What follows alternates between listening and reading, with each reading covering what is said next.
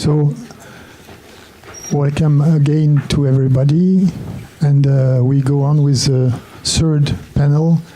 And ask Michel Deniken, Tanya Singer, and Mathieu Ricard to join us.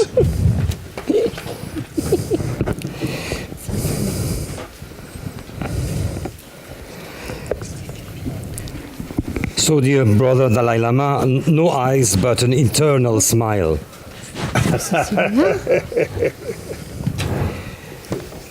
We have a third time with Tanya Singer and Mathieu Ricard about two important concepts,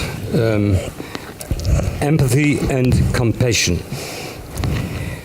Tanya Singer is director, Max Planck Institute for Human Cognitive and Brain Science, Leipzig, Germany.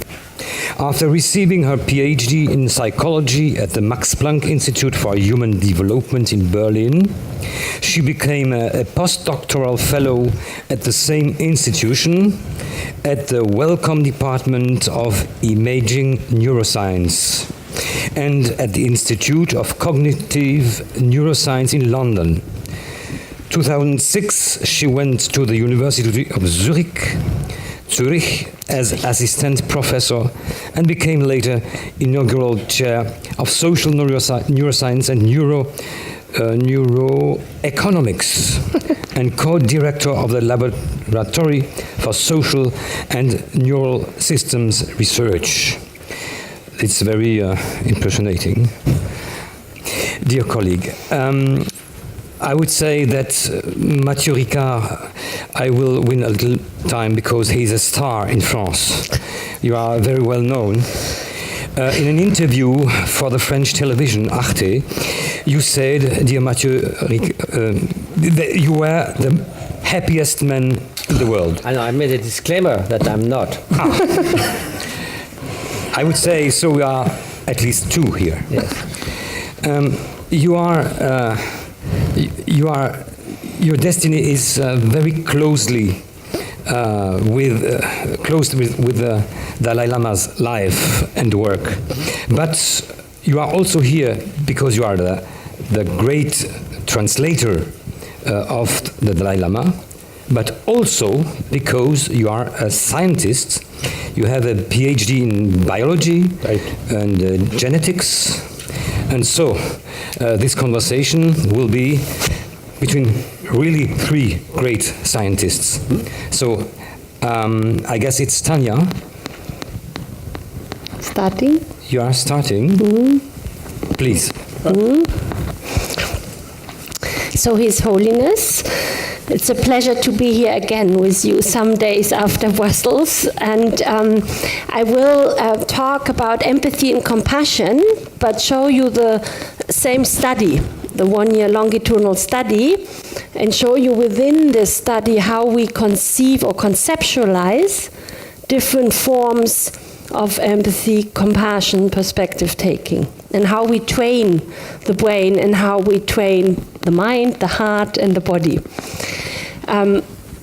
So my objective is to, because you know it now probably, but the audience not, to show the design of the study, to show the conceptual backbone behind this one-year mental training study, the resource project. But I think what I'm most interested in is to discuss with you how the concepts we are studying here are referring to Buddhist concept.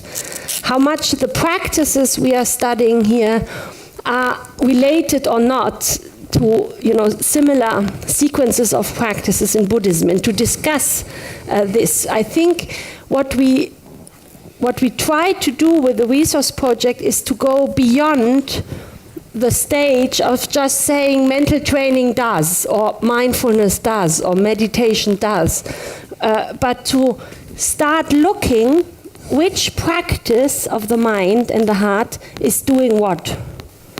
What are the particular...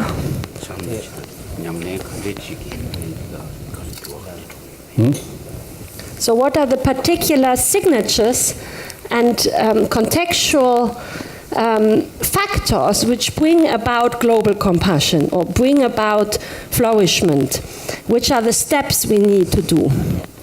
And so then if I have time, I can also talk about how these practices not only change brain and subjective well-being, but also prosocial behavior and stress response, hormonal body stress response. So this is the study, and this is a picture we took from 80 people in one group of participants who did a year of training, a whole year, every day 30 minutes. And this is our design. And as I explained in Brussels already, it's a bit of a complicated design, but for doing real science, we need such a complicated design. So the participants go through 3 modules of different mental training practices. And the first is what in the West, and we have heard this morning, the use of the word mindfulness is very different when you use it and when sometimes in the West the word mindfulness is used.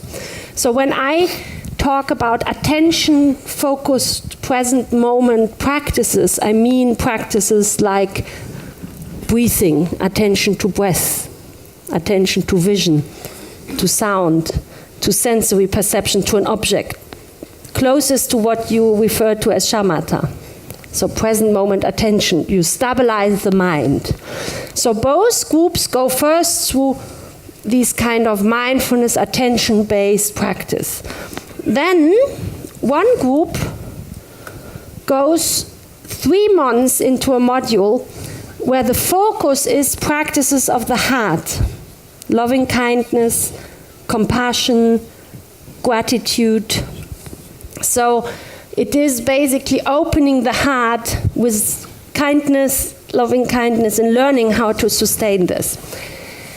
And then the 3rd module of 3 months is perhaps the closest to what you call the analytical way of meditation. So it is a cognitive way of gaining perspective on the mind, on the content of the mind, thoughts, but also analyzing the self, who am I, what is the self, and the other, taking perspective on others. And this is in green. So now you see the second group is going through the same program, but in the reversed order. They start after this basic module, they start with perspective taking and then do the compassion-based module, then the affect. So this allows us to compare what the specificity of practice is. Yeah, because we were very interested in knowing.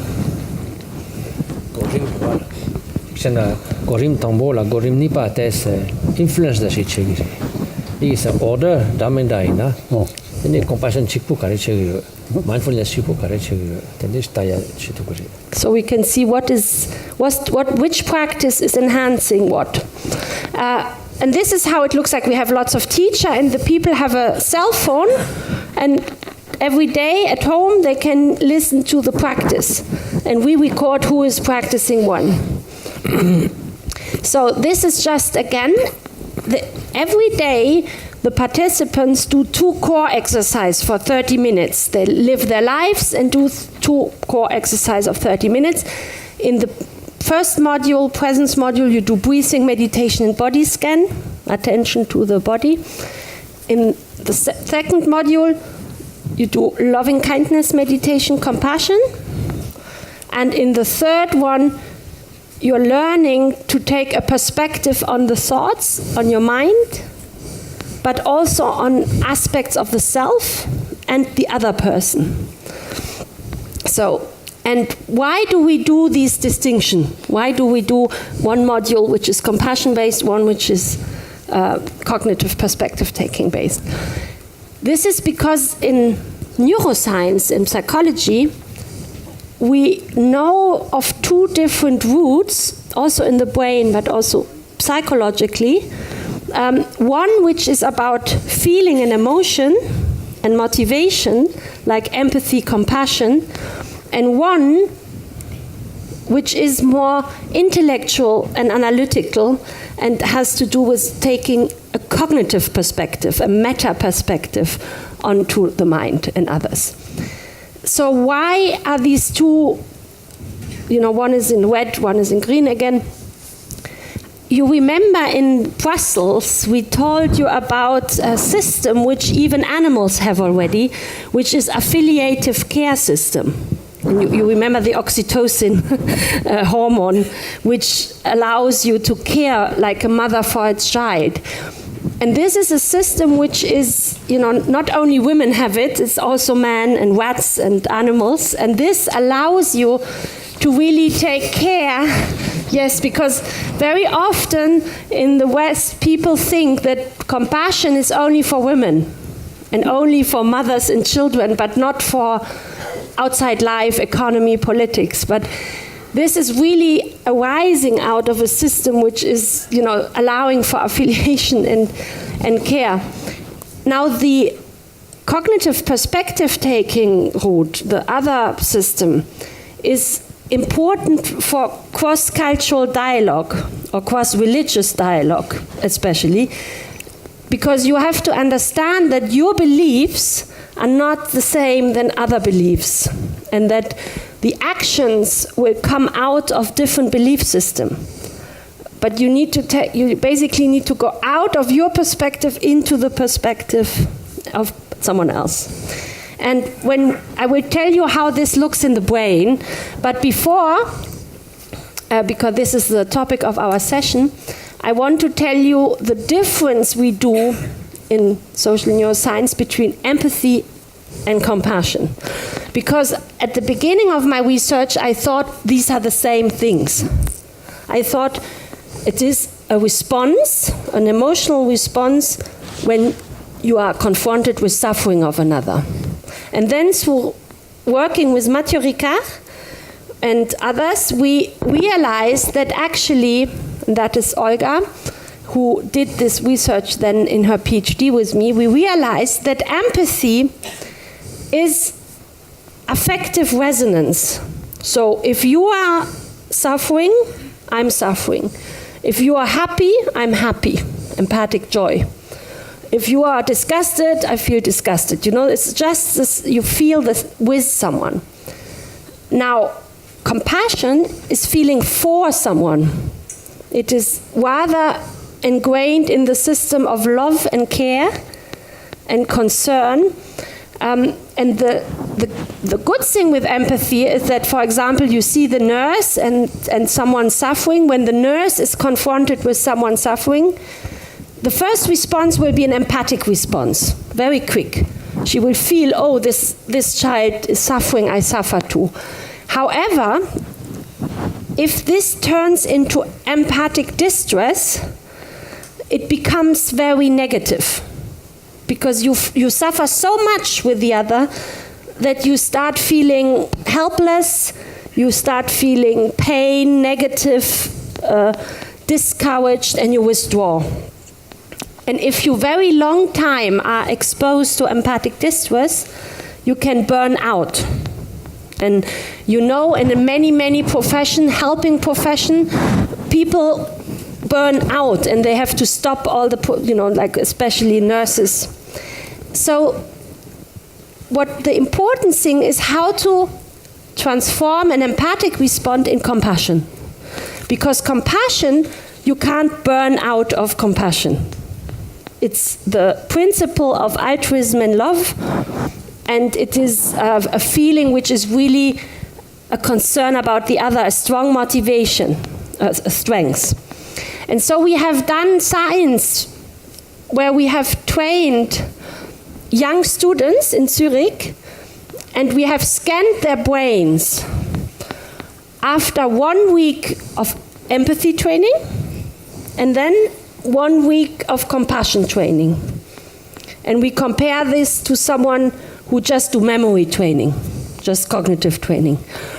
And what you see here is that after 1 week of empathy training, you get more activation in the blue network, which is a network activated when you feel pain and negative feelings, distress and pain.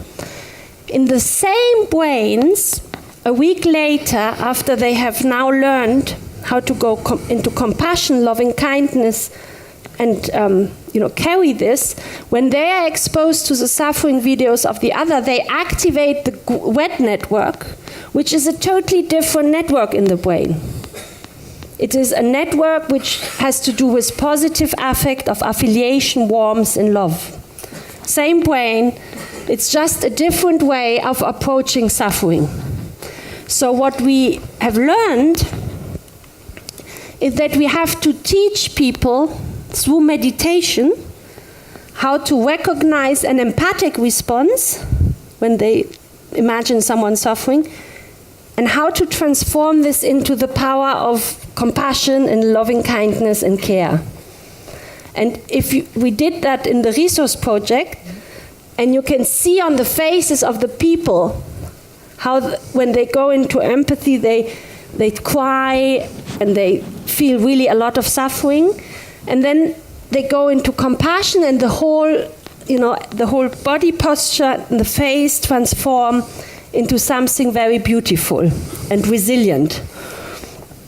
So this is the difference between empathy and compassion, and I would be very interested to hear later whether in Buddhism you also work with this distinction, because we have experienced that people don't know about it, and when they learn about the distinction, especially nurses are very, very thankful. You know how this goes. And perhaps just, I showed you this in Brussels. This is basically the difference between the intellectual cognitive route, perspective taking in green, and the more empathic, compassionate, emotional route in the brain. And when we look after training, what happens with the gray matter in the brain, the hardware, the cortical thickness, we see that after compassion training of 3 months in WED, you have an increase in networks which subserve compassion in WED. So your brain grows thicker. And after 3 months of perspective taking training, you have another network.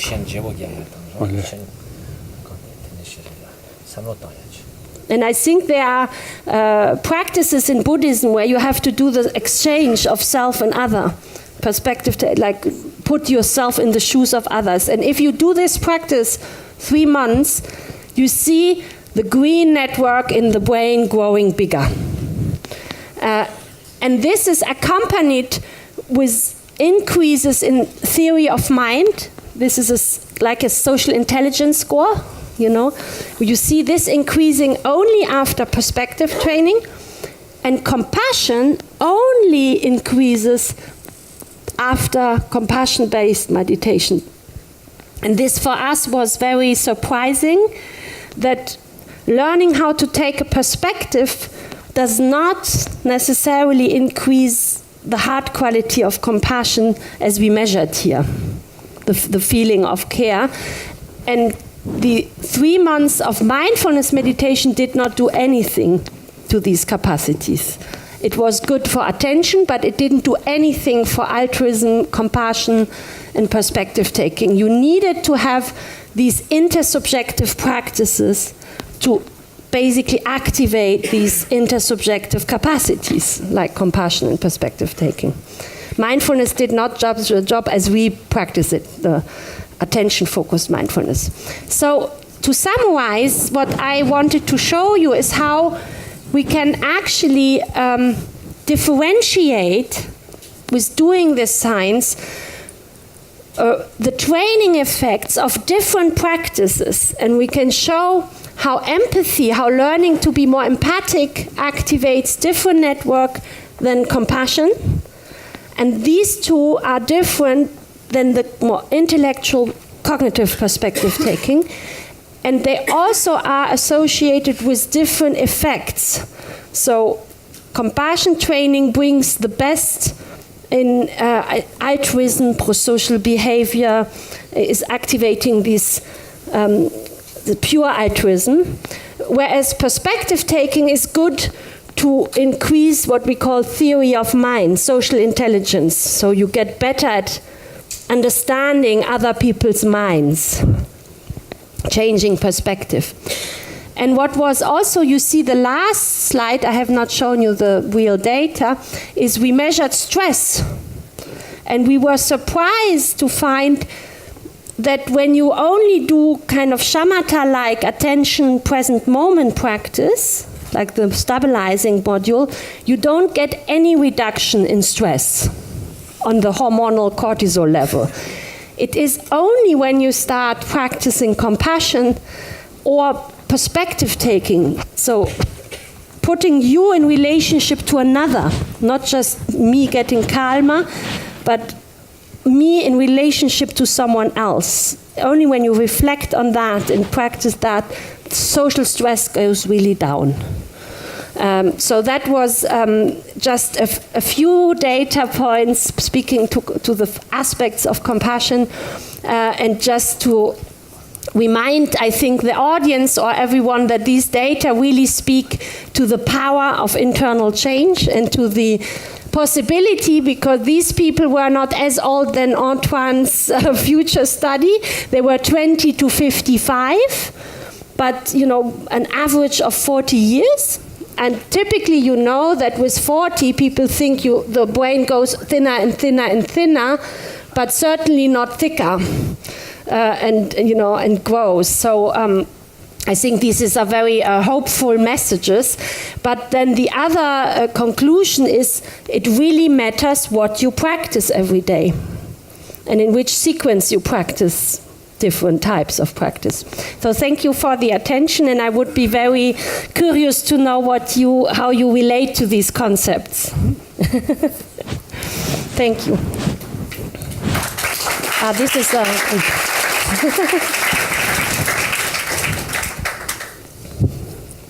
First of all, not very clear what's the meaning of empathy and compassion. I don't know. Okay. Empathy, shank it sor wa rank it sor. Compassion ta di konse dungel ma sayata. Di kola pento ya ta shenpen chamni jire. Also lojon cheya chamni jira. Rang lu le pelo la shan no ma chisla di. Ya le shank so di so rang so da ka so ru pge. 충분실 때는 가 동에 민들이 샤 동에 민들이 가 대화 더 샤다 더 달리기도 다디 perspective taking secret. sense 보자 삼로 땅야라 몰라. emotion 돌아. So 서비스도 와.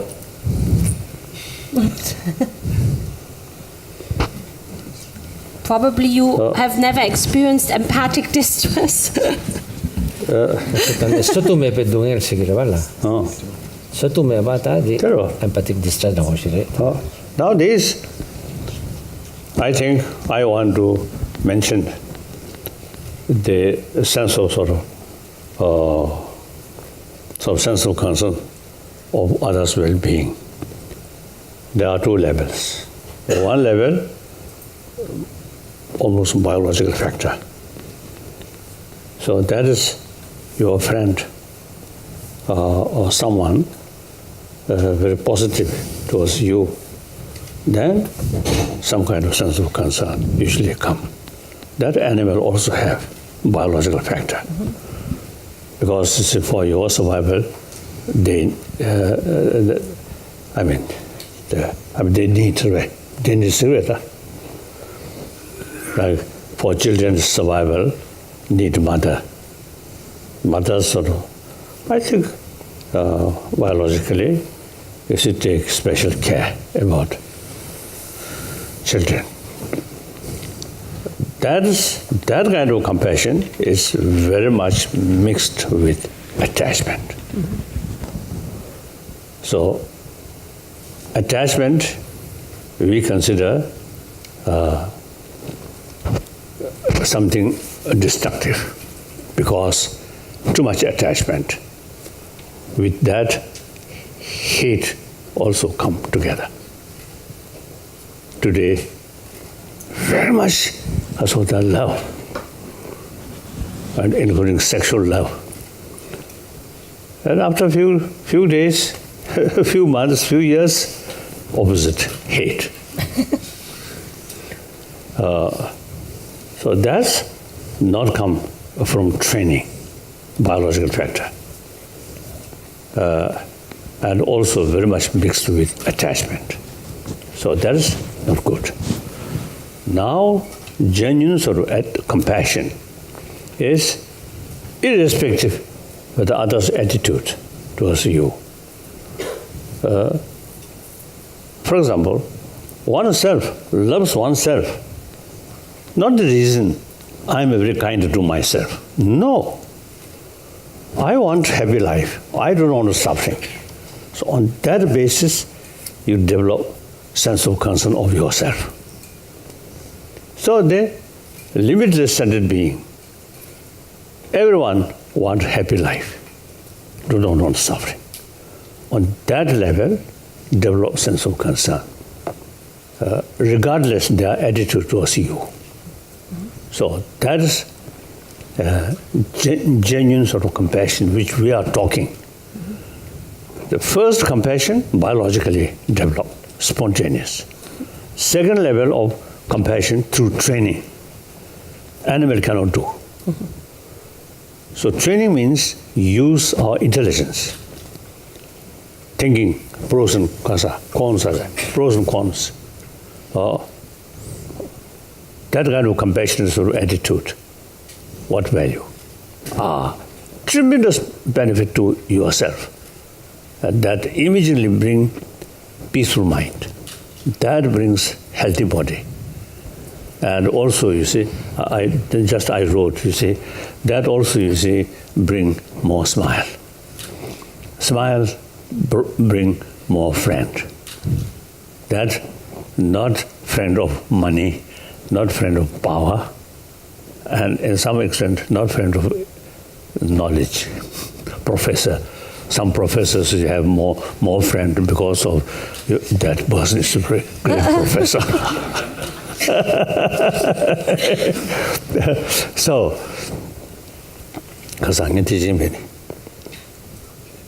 like that, you see, that kind of compassion not depend on their attitude. Therefore, your enemy also, you see, really deserve our compassion.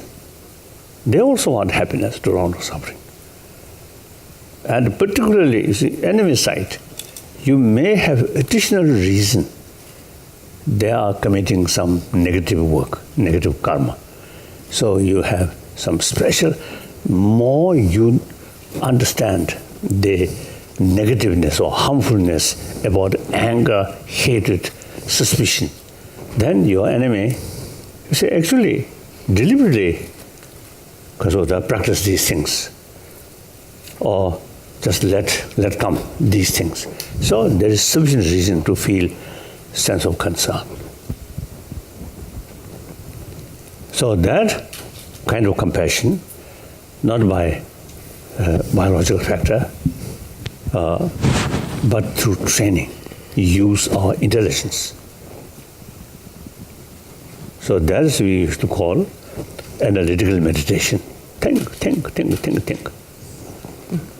So that brings immense benefit because, on the other hand, self-centered attitude is the key sort of factor to develop fear, anger, hatred, all these negative sort of emotions, very much based on self-centered sort of attitude, me, like that.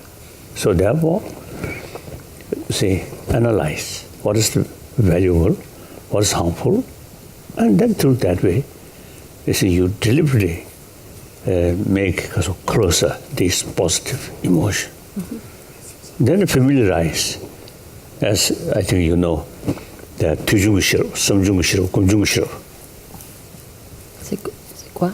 So it's like the wisdom and the knowledge comes from learning or hearing, then from reflecting in depth, and finally from integrating to practice and meditation or sort of experience, integrating in one's mind stream. So first level, just knowledge, not much effect.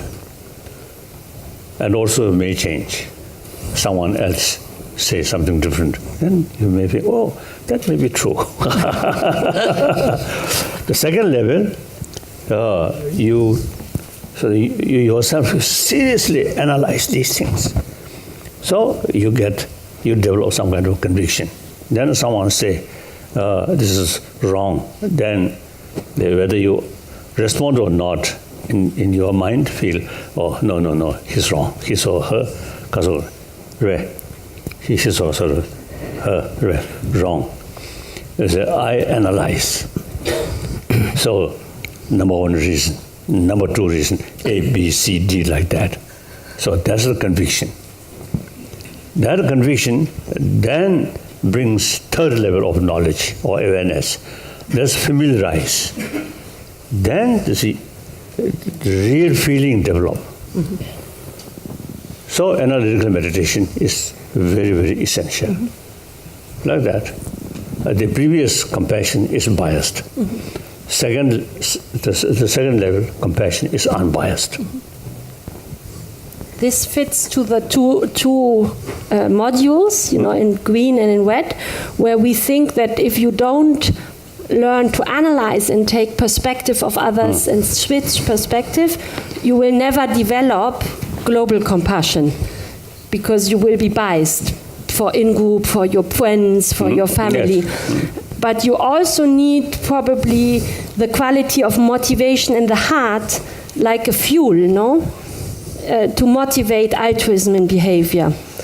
So we think that the motivation comes out of the heart practice, but the understanding comes out of the analytical. Is there something which would match the way you see this whole picture of global compassion needing both elements coming together? Mendo. Yes? Yes? Okay. Good. No. And another question, how do you, because of empathy versus compassion... and then also I think there is differences. The genuine compassion must combine with awareness or shirocha. Kind of wisdom or awareness or discriminating discernment. So, shiru taught the jebe tane, tabena dunge tone, achi ta khanra dunge de mena sabe ninji tsam chaistoa.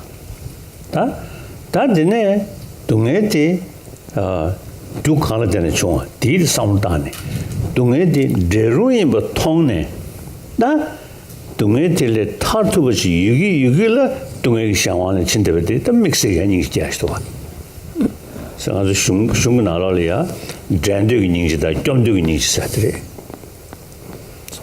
within the compassion, there's one aspect of compassion where you see someone suffering and feel sorry for that. Mm-hmm. And on the other hand, you also see someone suffering, but you also see the fact that that suffering can be overcome, and while it can be, it is something that can be overcome. I mean, the person is still suffering, and you feel cause and effect. Analyze the cause. Cause analyze shora. And so you analyze the suffering comes from causes and conditions, and that can be overcome. Mm-hmm. And there is then the sense of wanting to free the person from that kind of suffering. So mere suffering, and then there's this sense of wanting. Mere wish to overcome suffering. Mere wish. Without knowing the real sorrow, the possibility to overcome suffering. So that's more or less wishful thinking. Then another, you see that cause of that suffering can overcome. No, can be overcome. Then, you see, you develop some kind of serious sense of concern of their suffering. I think oneself already you know the causes of that physical illness. Then there is a real possibility to eliminate that cause. Then the more desire, take your medicine or exercise and these things. The illness cannot cure. Then, although you have some wish, but not much enthusiasm. Similar, like that. So, the wisdom side is very, very important. Very important. So, as far as Buddhism is concerned, I think emphasis more on wisdom side. On the intellectual reasoning side. Understanding. Understanding, yeah.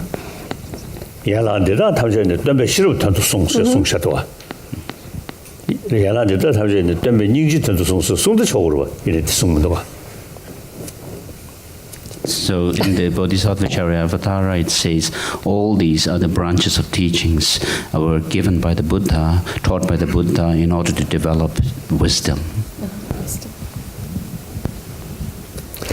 Thank you. Thank you very much. Now, Maturika, we know we will have some illustrations. Mathieu is also a great photographer. And he's and a very strict vegetarian. And he will, as a great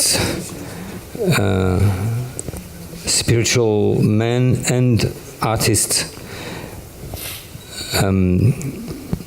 tackle with the question too, and compassion and empathy. Maturika. Thank you. So, Your Holiness, about the distinction between empathy and compassion that Tanya explained very beautifully in scientific terms. To relate to what Your Holiness is often saying about that, you often speak of the courage that comes with compassion. Yes. So, empathy is usually considered as the effect that the feeling of others have on you. So if it's joy, then you feel more joyful. But imagine you resonate with the suffering of others. So it creates suffering in you. Another person suffering, another person suffering. So because it is oriented, self-oriented, then suffering piles up. So it becomes, actually your courage sort of crumbles. So you fall into emotional, what they call emotional exhaustion, empathic distress, burnout, and just to know that 60% of all nurses, doctors in USA are or will suffer of burnout. So there is a big problem. Now, why compassionate courage? Because compassion, as Tanya said, is basically loving kindness oriented toward others and dealing with the suffering of others. And the more they suffer, because it is others oriented, the more your courage and determination to do something increase. So it's not something that burdens you. Like the doctor on the battlefield is not going to cry the moment he sees one wounded person, then that will not work. So more suffering, more courage, that bodhisattva ideal.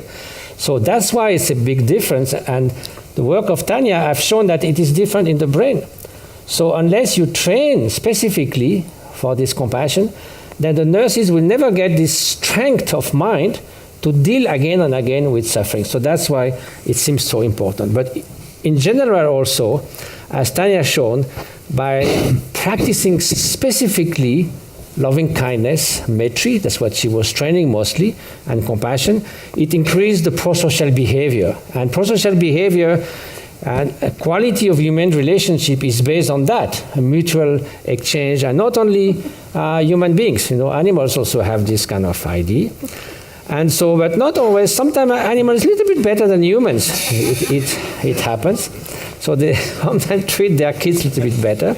Well, there are some exceptions. But human beings love to cooperate, and that comes from prosocial behavior. There's a great joy in cooperating. Animals do cooperate as well. So, this is not new. Throughout evolution, those things came, but of course they became a much bigger magnitude in human being. Now, of course, people always speak of competition. they struggle for life. There's competition, in that case the bird is the winner. But the recent studies in evolution have shown that cooperation has been much more creative to bring complex organization, like bees and ants. Ants, human beings are super cooperators by nature. A city would not function without constant cooperation, whether we know it or not. And people can do heroic acts also out of genuine disinterested altruism. This guy is not going to think for half an hour, should I give my hand or not, without hesitation. But animals can do that too. This mouse certainly it's not easy to hold his friends, so I don't know what happens after that. But basically, this thing is present in our gene at different levels. There are people during the Second World War. This is a couple of pastors in France who saved thousands of Jewish people with the whole village. They brought them to Switzerland over a long time at great risk. They put their life at the risk of others. So now, is it somehow, as you often said and you said again in Brussels, because we have these predispositions toward kindness and altruism, we love better people who are altruistic? Of course, we know we have possibility for hatred, for anger, for doing terrible things, but basically, as you mentioned in Brussels, even young children have this natural inclination that they prefer people who behave well. So this is a small piece taken from Paul Bloom's research in Harvard, in Yale, showing that. Well, can you send the movie here? Ici, un chien blanc essaie d'ouvrir une boîte emplie de jouets. So there's one puppet Ethan, that is trying 6 to mois, open the box. est captivé. And the baby is watching. So it doesn't succeed. So the other Le chien puppet comes bleu and helps. apporte son aide, c'est le bon garçon. Now, trying En to revanche, go again to le open chien the jaune ne box. se comporte pas très bien. Children watch.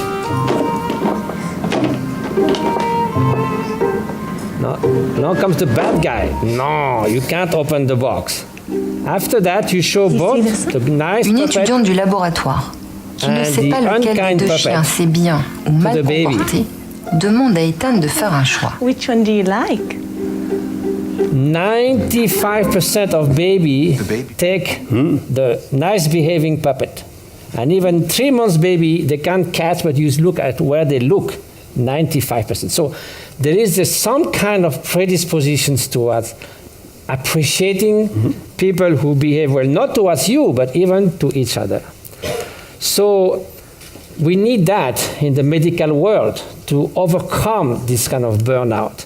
And when we see suffering again and again and again and again, not only nurses, but social workers, people who work in the humanitarian world, if they only function with empathy, then they burn out. So you see, this is what happens with 2 nurses. There's too much. So they need this compassion and loving kindness training, both through the meta-analysis, also to taking perspective have to go together, the wisdom and the compassion aspect. So in our life, obviously we have many challenges. Our friends can be our mind can be our best friend, like my teacher, Kangyo Rinpoche. Or our mind can be our worst enemy. We talk of depression. 10 to 15% of aged people have suffering from depression. So we have also a social problem, poverty even in the midst of richness and plenty. So we have we instrumentalize other species. So we think they're just there for making of our own use. We can do anything we want, even for pleasure, like bullfights. So now, why is altruism and compassion so important for society? And if we can develop it through different methods, as Tanya's study and many others have studied, Antoine is studying that too, it is a win-win situation. Altruism is the most satisfying state of mind. As you often say, very smart, selfish people will cultivate altruism because in the end, this is also the most rewarding state of mind. Me all day long, as your Holiness says, makes you miserable and you make everyone miserable around. It's a lose-lose situation. Not only that, but the wisdom aspect. Compassion and altruism is attuned to reality, to interdependence, that we all are basic sentience and basic humanity. If we think I'm alone in this world and the others can do what they want to get happy, but it's not my job, it doesn't work because you imagine that you are a small autonomous entity. So the wisdom aspect is also missing. But altruism has both this very satisfying component and also the understanding of interdependence. So now, what will lead in the world to more caring economics? Economy at the service of society, not the opposite. In the midterm, more social justice, the pursuit of happiness, long term, caring for future generations, which is very difficult because they are not here, and caring for 8 million other species and the environment. So that comes from this concept of care, altruism, compassion. So Francisco also started, we are going to have a symposium in his honor after his Holiness leave. He started this notion that we could work together, neuroscientists and meditators, to study the effect of this mental training on the brain. So again, disciples of teachers like the Gokyenzen Rinpoche went to the lab, like Antoine showed us. So Rinpoche studied many of those masters, like Mingyu Rinpoche, they also participated, and not only as guinea pig, like me, I know nothing more than a guinea pig, but they can also help the scientists to understand better, interpret the result of their findings. Now, Richie Davidson, your friend Richie Davidson, also trying that with 4 or 5 years old, preschoolers. Can a kindness curriculum make a difference? And what he found is after 10 weeks, there's a sharp increase in pro-social behavior, just kindness, gratitude, working together, compared to other children who didn't do that curriculum. Very simple. The children enjoy that. And this is also another factor that will help reduce, in the last few days, so many journalists ask you, violence is increasing all over the place, what shall we do? Well, the good news is thanks to the rise somehow of human rights, of respect of the others, contrary to what we see every day in the media, over the last 5 centuries, violence has been declining steadily. If you see the number of murders, in Oxford in 1350, there was 100 murders per year for 100,000 people. Now there's 1. It has gone 100 times down. Similarly, the abuse of children has gone half in the United States over 20 years. So globally, even there are terrible things happening always somewhere in the world. Globally, the tendency is towards what you Holiness say, a century of peace, a century of dialogue, somehow is coming in the culture. Even the number of average casualty, death per conflict or per war, it has gone from 60,000 in 1950 after World War II to about 1,000 now. Of course, there are terrible things like in Iraq, in Sudan, in Syria, but if you take the whole world, not only what the TV show you, in general, there's a strong decrease. This is a book that has been researched, a scientific book about the decline of violence. So we need to enhance cooperation in the school, less competition. We spoke about depression and suicide. Many young people commit suicide because they fail in their study, which is stupid. They can do many other things in life. So enhance cooperative rather than competition, sustainable harmony with our environment, more caring economics. We really use economy for the well-being of people. We need local commitment. Everyone can make a difference, and sense of universal responsibility, which Your Holiness is always advocating. And then we need to extend our altruism to 8 other million species. They are co-citizens in this world. They're not just here to please us, entertain us, or whatever. And we need the compassionate courage. We need to dare to say that altruism is not just a nice, sweet, utopian idea. It's the most pragmatic way to deal with the problem of this modern world. So as Martin Luther King said, every man and woman, of course, must decide whether he or she will walk in the light of creative altruism or in the darkness of destructive selfishness. So there are a few books that for those who are interested, and from Tubden Jimba, your translator. And then thank you so much, Your Holiness, for your attention. Wonderful. Thank you. Thank you. Wonderful. 認識咪嘅？認識咯。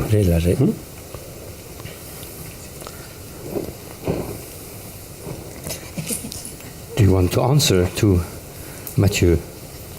100% agree. What a relief.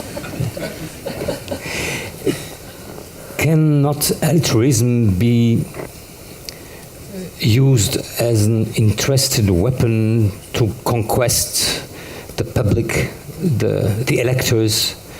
I am altruist, so I am a good man.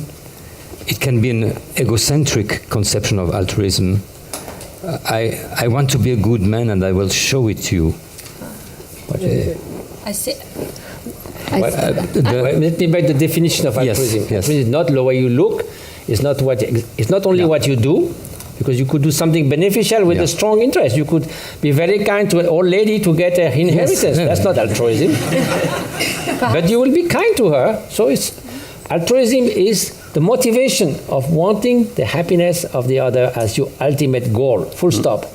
Compassion is wishing to remedy to suffering and the cause of suffering. So that's clear. But I think I think it's a very important topic, because this is the definition of altruism from psychology and Buddhism, but in economy and in biological evolution, they define it through the behavior. And so when someone helps, for example, it can be because of image scoring, it can be because of strategically motivated intention, or it could be pure altruism. People like Daniel Batson, who have researched altruism all their life, make a distinction between altruistic motivation and beneficial behavior. You could do something that is temporarily good for the person, but ultimately bad or with a wrong motive. So altruism is in the motivation. Sometimes you can act, sometimes you cannot. Still altruistic. If you can, of course, you should act. But the motivation makes the difference. Behavior enough, you cannot tell. So we have now experimental means of how to combine different economic games so that you can extract the underlying motivation. And in the resource project, we did that, and we distinguish between helping behavior, which is all helping in the sense you give money to others, but you can distinguish whether it is done because of strategic motivation, because you want to be seen as a good person, you want to, people reciprocate later, or the costs are very low, so you say, but in the moment where costs are high, you don't cooperate anymore. And we call this strategic, selfish helping. And then there is another set of games and paradigms, experiments you can do, where you can really measure whether someone is purely altruistic, like really motivated to help you, even if this person will never see you again, even if it's a one shot and you have no benefit out of it. And what we could also show is that compassion training is boosting the pure altruism, and all the meditation training over time is decreasing strategic. So you have a decrease in strategically motivated prosociality and an increase in pure altruistic prosociality through these practices. Yesterday, dear brother Dalai Lama, you were very impressive. I had to comment your presence with the high school pupils in the Palais des Congrès, and you had sometimes these words, something like inclusive.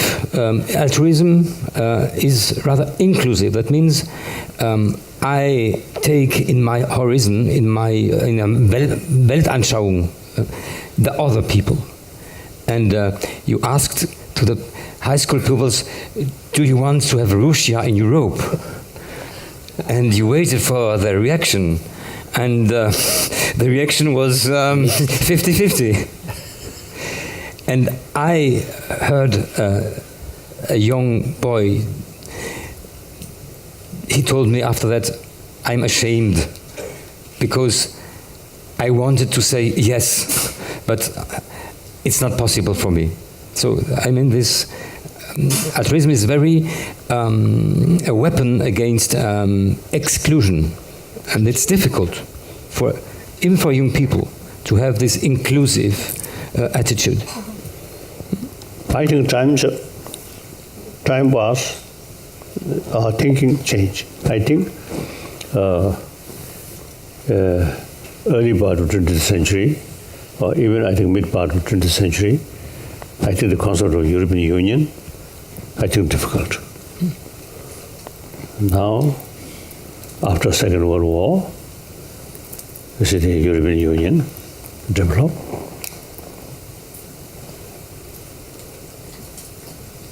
I often used to mentioning von Weizsäcker, I think you know, one German scientist, the quantum physicist. I get several explanation or lecture on quantum physics from him. And a similar, Anton Zeilinger? No, von Weizsäcker. Von Weizsäcker. Von Weizsäcker. And then also David Bohm. These two, I consider I'm student of these two great physicists. So von Weizsäcker in 1990s, his age also now around 90. So he told me when he was young, as a young German, see, in every French eye, German is their enemy. Similarly, in German eye, French is their sort of enemy. Then, when we discuss, you see, the 90s, he says, now that kind of attitude completely gone. So, Adenauer and de Gaulle, during wartime, arch enemy. But then after war, you see, these people, I think they develop the spirit of European Union. So now, I feel matter of time. Use our intelligence. What is the benefit? Russia consider something almost like enemy. Russian side also is that kind of attitude. What benefit? And some economic sanction of these things are not very, very effective. So, even is it not next year, but we have to think eventually that big, huge nation this is brought to European Union. It's much better to think these lines. So that's my view. And as I often was mentioning, Pan-Africa, Union of African State. Then some kind of union of Latin America. And eventually Asia, union between China and India and Japan. Then I think real peace come. So we have to think. I think much better to have this kind of vision. Time changing. And through that way, I think there is possibility demilitarize the world. At the moment, we, Western Europe, Eastern Europe, Russia, more closer relation with China. North Korea, something quite independent now. So then, it's nobody's interest. We have to sort of think like that. So in any way. So yesterday, I think not a 50-50. I think, as I noticed, you see, when I asked what they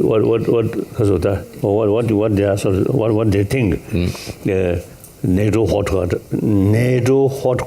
headquarters shift to Moscow many years ago, including Italy, Poland. I mentioned that. So yesterday I asked, this side, one say, no. That I heard. But then, behind, I think many youth Yes. Lot of song. Applaud, yes. So I don't think it's a 50-50. In any way, 60-40. Maybe now. Even support one single person, but truth is there. So eventually, truth, eventually you see, become more brighter and brighter. Military division, right? Division, kaga. No. I think these spend more money. Now, some NATO force in some Baltic states and Poland, this area, and similarly, Russian side, the Ukrainian side, they increasing the military force. No use, waste of money. Nobody dare use nuclear weapon. At the same time, keep these nuclear weapon and spend a lot of money. Contradiction. Marveya.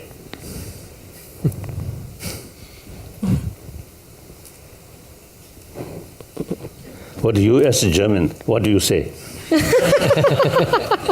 Half German, half French. I'm half French, half German, so I'm always for everything together. And your father? German. No, he's father German and mother French. No, I'm asking father, German. Oh. German. The solution for peace are Erasmus children. There's exchange programs between the different nations. Right. On the basis of sense of oneness of humanity. I think the clear sort of evidence we are same. The people from different continent or different sort of race or different color can produce nice children. So that is the Kasachuti, Kasa evidence. We are same human being. So 7 billion human being, same. And whether we like it or not, we have to live together. That is reality. So we should think more realistic and with vision. Maybe my thinking silly. I don't know. Unrealistic, maybe. Unrealistic. Okay. I use freedom of expression. Thank you very much. Thank you to Mathieu, to Tanya.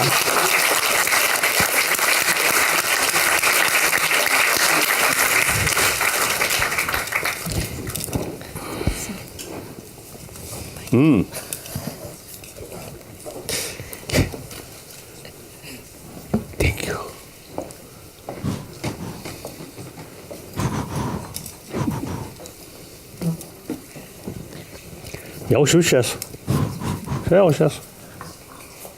And now we are calling for the next and the last panel with Alan Wallace as a moderator, Stephen Lorey, and Michel Bitbol.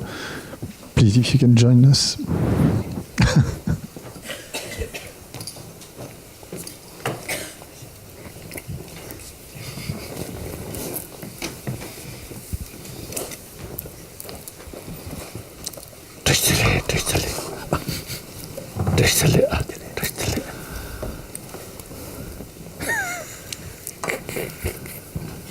So I guess I get to start. Good afternoon, everyone. I'm delighted to be with you. I missed my plane, so I got here a little bit late. I know that our two speakers have a lot to share with you because I saw their full set of slides, and we don't have time for all of that. So I'm going to make my comments extremely brief so I don't chew much into your time. We have Professor Stephen Lorey, a Belgian neurologist who you'll find has great expertise in the study of the brain correlates of coma, vegetative state, and other states that where the ordinary mind, the normal functioning might have shut down, but not to the point of total unconsciousness, which I found extremely interesting. We'll learn a lot more very presently, and then Michel Bitbol, a very dear friend, eminent philosopher with a very multifaceted background, medical doctor, physicist, and pretty serious Buddhist scholar at this point, will be talking about phenomenology, taking first-person experience of the mind very seriously, following Husserl and so forth. I think this segue here, starting with the objective scientific method of observing the brain correlates at different states of consciousness, moving from there to the philosophical approach of taking first-person experience very seriously is a nice segue or a natural progression to the Buddhist perspective. And so I think there's a natural progression here, and with no further ado, Professor Stephen Loret. Tu Chichi. You just told me that you consider the Buddha, and I think also yourself, as students and scientists trying to understand for yourself. So I brought you a book, as an eternal student, on the neurology of consciousness, because obviously you're an expert of the mind, and I think it's wonderful that we, thanks also to the Mind and Life Institute, we try as scientists to learn from what you mean by consciousness. So this is for you. Thank you. And I have a couple of questions. I was asked to be provocative. Okay. So when you're an expert of the mind and you've touched the mind of many, I'm trying to be an expert of the brain. So I took my spare brain. So what's fascinating to me, you will find this very materialistic, but is how matter becomes mind. Okay? Did you ever touch a real human brain? Matter becomes mind. I doubt. So we have already a nice issue. Me too. I'm in a minority here. To me, what I hold here is a real brain. I think this person, who's now dead, everything she perceived, thought, all the emotions, somehow, to us, neurologists, neuroscientists, are in the thousands of billions of connections. Hold it. You will. Yes. It's a very, very special organ. Okay. Because your heart is very special. But still, imagine you become sick. We can replace, a valve of your heart, or maybe the whole heart. It will not fundamentally change who you are. He's being very mindful. But it looks. If we, and we see that as neurologists every day, if I would change. I want to put somewhere. I will take care of it. It's very fragile, very fragile. If I would change your brain, it would change you. So to me, the brain is special. Okay? I think impossible is to change the whole brain to another person. I don't think. At present, yes. At present, yes. We can replace, imagine, because you bike, you're hit by a car, bang, okay? You come as a patient in my unit, intensive care. We can replace the function of... brain also, you see, is related with other kasoda, or other veins. It's one, so, absolutely. But the brain is special. Imagine that we would replace your brain, or we would replace your heart. It would make a huge difference. Okay? So yes, the question okay. I ask you here is, can you be conscious without your brain? And I'm seeing patients in intensive care with very severe damage to this brain.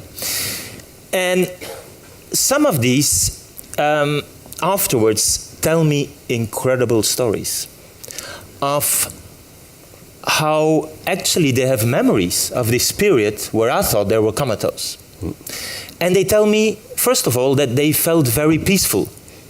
Okay?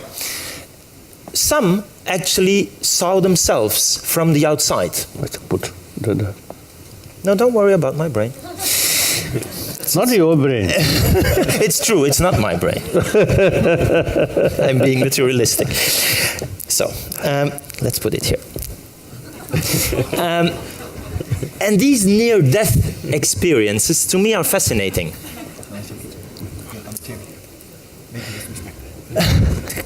No, we should be very respectful.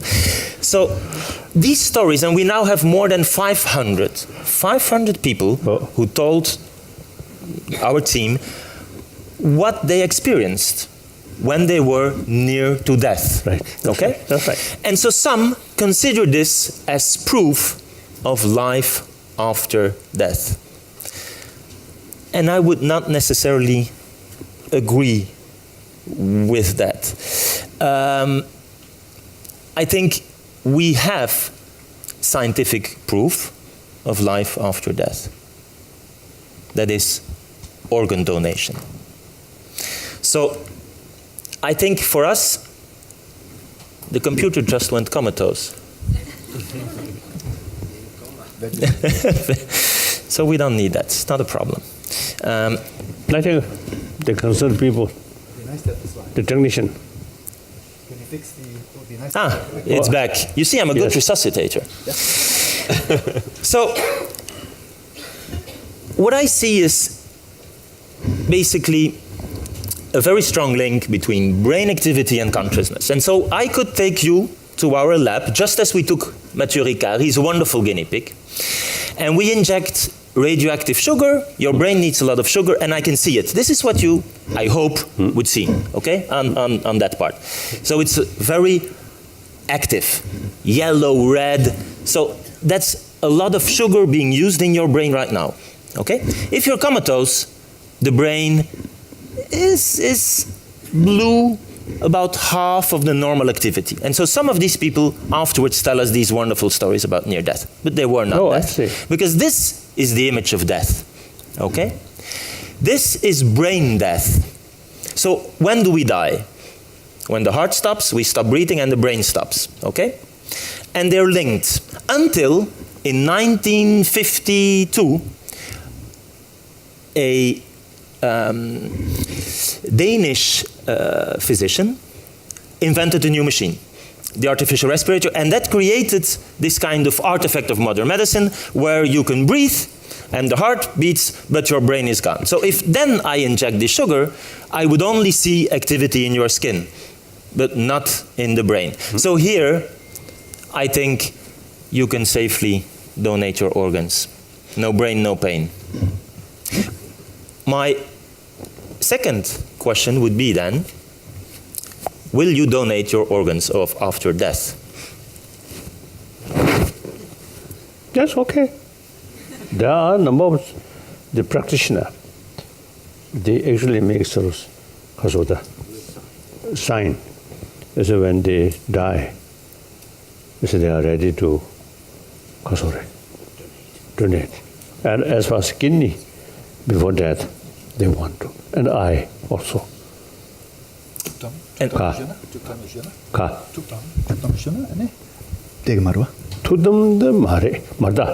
while alive. And when death? After death. Will you donate organs after death? After death, oh. Yeah. That's good. That's good. Yes? Okay. Thank you. You know, we can, this is very altruistic. One old Polish friend in 59 and 60, two couples, where one lady, wonderful, another is a gentleman. So his physical very weak, but his brain something very, very wonderful. So he, I think how joke, you see, he mentioned to me after his death, his brain, you see, make pill and give each Tibetan children, so their brain may become more brighter. Maybe.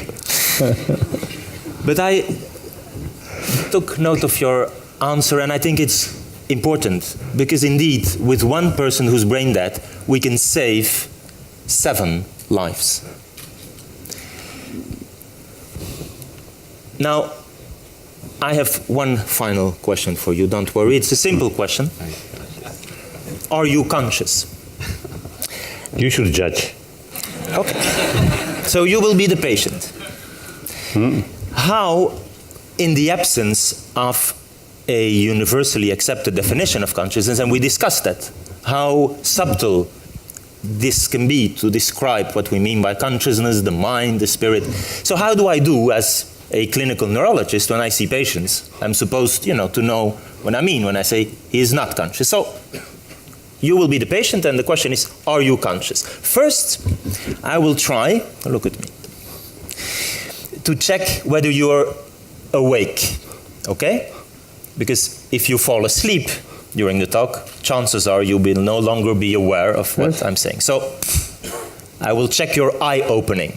That is easy. It's a way for me to measure wakefulness. So that looks good. If not, I would pinch. A coma patient, by definition, will never open the eyes, okay? Then the question is, are you truly aware of your environment with this clinical definition? And environment costs aware of your surrounding.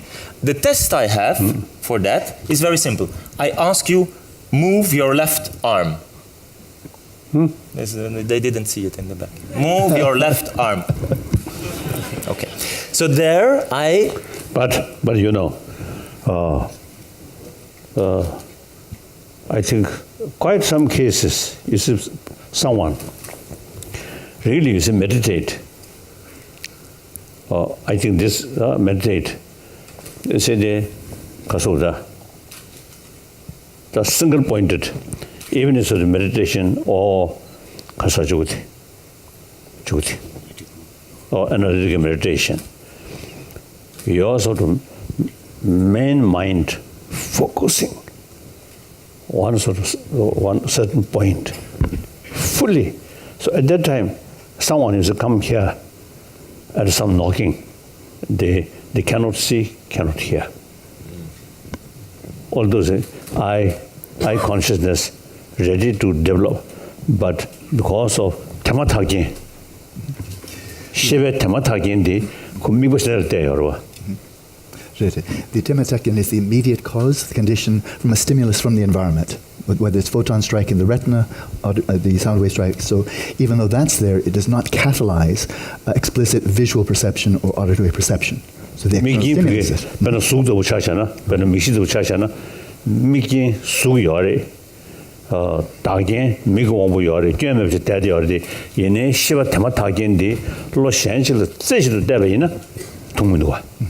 So the point here is there is stimulation from the environment, so it can be something visual, for example, by way of photons, and so that's coming in, and the visual cortex, the whole faculty internally for vision is still there intact, but even though those two are there, the visual consciousness is not arising. And the reason for that is because the attention is single-pointedly focused inwardly, and that goes for auditory perception as well. So it would be interesting to know what's happening in the brain at that time, when the person is vividly aware, extremely clear, but senses withdrawn from the visual and auditory, and the tactile also. Yeah, so you have no tactile no experience of your body, nothing visual, nothing auditory, but you're extremely awake, sharp, vivid, but internally focused. What's happening in the brain then? His Holiness is wondering. We should look at it. Yeah. So we can look at it because now we have the machines to look what's happening in the brain, because as a clinician we feel very frustrated, limited to quantify thoughts and feelings in another person. Right. That's right. And this is why I think we made some progress, but there's still many things we ignore. And in your brain, if we would summarize, in my view, the current understanding is that you have networks, okay? Motor networks, so you move, yes. Visual networks, yes. Auditor, but there's also a consciousness network. And that is what you see here on a brain. And for you to be aware of your environment, that means everything you see and hear coming through your senses, perceptual, sensory awareness, you have these regions in red. It's the front here and the back, both sides. it's not a small consciousness region. It's here, prefrontal. Okay? This, if I would take your brain and I would damage all of that, we predict that you would have no awareness of what's happening around you. Okay? In red. But there's more to consciousness. There's also internal awareness. Okay? This little voice talking to yourself right now. In Tibetan, maybe? Or it's mental imagery. And that is inside, in blue. Okay? Right. And if that is true, it helps us in hospitals when we're dealing with patients and we're trying to measure what is considered to be unmeasurable. And you see here what I think is a very sexy image with these yellow blobs where we can be all excited and read into the mind. But we should be very careful. Sometimes it can be Pinocchio. You know Pinocchio, it can be a lie. Oh, I see. Puppet. We still do not understand how matter becomes mind. I think nobody can say truly how consciousness comes about. So we have the tools. I think we've made progress. I'm a very strong believer in the scientific method and in evidence-based belief systems, but we should be careful. To close, I show you some images of our wonderful friend Mathieu Ricard, who came to Liège. He has a beautiful brain. You can see it there. What you see, and Mathieu gave me the permission to show something very personal and private. It's, you see the fragility of this organ, huh? All these little connections that make, with our current understanding of neuroscience, Mathieu as Mathieu. It's like the high roads in his brain. You see, in red, there's quite a lot of red going between left and right, connecting his two hemispheres. In green, going from the front to the back, and in blue, connecting to his muscles. So we try to understand, one could say, the internal universe of Mathieu with these objective tools. He was wonderful because he also accepted that we would measure the electrical activity of the brain while we were exciting his brain. This is what you see there. So I wrote his name because you can't really recognize him. He here undergoes what we now call a consciousness test. So I can put with a strong magnet an excitement of your gray matter, and then I read how this perturbs your brain. And the complexity of that tells me whether you have the capacity to be conscious or not. And so that was wonderful because with Mathieu we could test some of our predictions. And when he was in this open presence meditation, his connectivity, the complexity of what we measured, seemed to go up. And when we asked him a very strange thing actually, to think about nothing, which is impossible to me. Our brain can't help it, it's always thinking. But I think that people like you, who are athletes of the brain, can control your thoughts somehow, or your mind more than I can. And we try to influence. When you change your cognition, we see that there is a change in our measures. But, and this is what I mean by this image below, which is an image of what is now considered as the limit of our understanding of the external universe. And I think this final slide maybe captures the difficulty of trying to make sense of the world we're living externally and internally. Trying to remain curious, apply the scientific method, but also accept that we are very far from truly understanding. We even ignore our ignorance. So this was what I wanted to share with you, and I'm happy to hear your comments.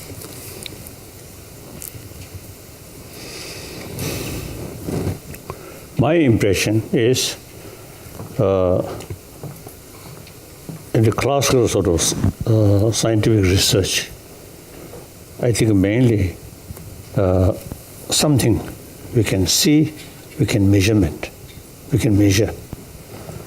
So there's matter you can measure, you can calculate.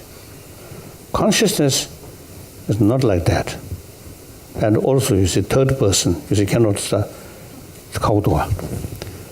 So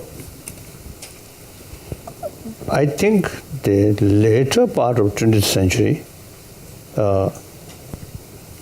some scientists now begin to sort of showing interest about mind or consciousness. So you see this, which is good. So, this is good beginning.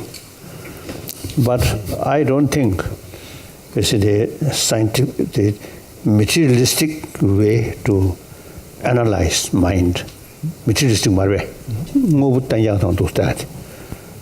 The passage shit even you see we daily consciousness, I mean there, but you need certain sort of practice. Firstly, tadiri shiva ngame je maje ngame chamba mepche maomba yingu mosu tade shiva soma maje ba daga gana tu lene ji dayaji koror ba yuring shiba ina ene sesam riksam nyangzam digi ngodi kaso tapuki number 7 chayongaji 당연히 sem을 위신에 고민되잖아요. 봐. 얘는 최신 셈 거라 뭐 송거로. 안다. 근데 쉐바고 여행 딱 봐. 로데 야래. 레디네 고 문진디 이거면도 와. 딱고 sem을 위신에 공에 얘라 쉐바고라 지금 무슨 최신 쉐바된 무슨. 되네 최신 쉐바된 무슨에 다가가 로해니 돼야지. 되네 sim chuni samdandu dindre simdi any dagdon zana nikimedo chayondu any sim chuni ka samdaji. So His Holiness feels that it's going to be very difficult to actually fathom the nature of consciousness if your methodology is entirely focused on material phenomena, since there's no evidence that consciousness is in fact material. And so to take a truly empirical approach here, His Holiness is just suggesting, is that among a wide variety of practices that are called shamatha, and shamatha is a genre of practice, a very specific genre, that's designed to develop one's attentional skills. There's a wide variety, different methods of focusing on different types of objects, but one of these is shamatha focused on the mind itself, so it's inwardly directive, a reflexive awareness.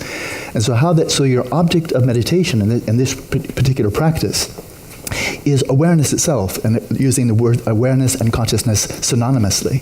So first of all, you need to identify your own consciousness, the experience of being conscious. You need to identify that.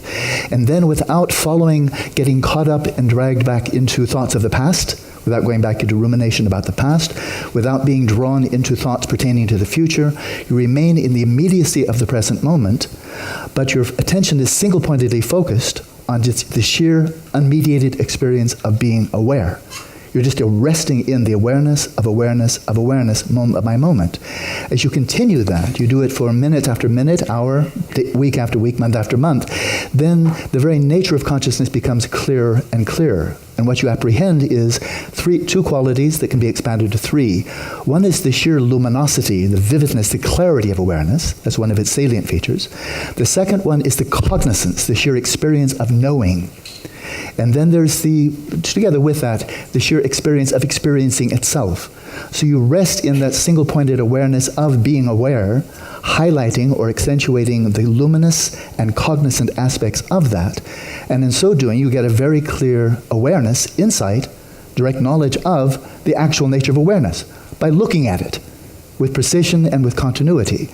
Now, once you've identified that and you're resting in that, then you may probe into the very nature of that awareness to see whether it exists as something inherently real, existing by its own inherent nature or not. You see that, in fact, it does not. It's not if I may add just a tiny bit, a Cartesian dualism of two reified entities that you wonder how they can possibly interact. Buddhism completely throws out that notion that either matter or mind is inherently existent. In this particular practice, you start with shamatha to identify clearly the very nature of consciousness from your own first-person perspective, which is, after all, the only perspective from which you can apprehend consciousness. And then, having apprehended it, then you probe into this nature with vipassana or insight practice to realize its ultimate nature, that it's in fact empty of its own intrinsic, independent nature. Then another thing, you see the different level of consciousness. So, in order to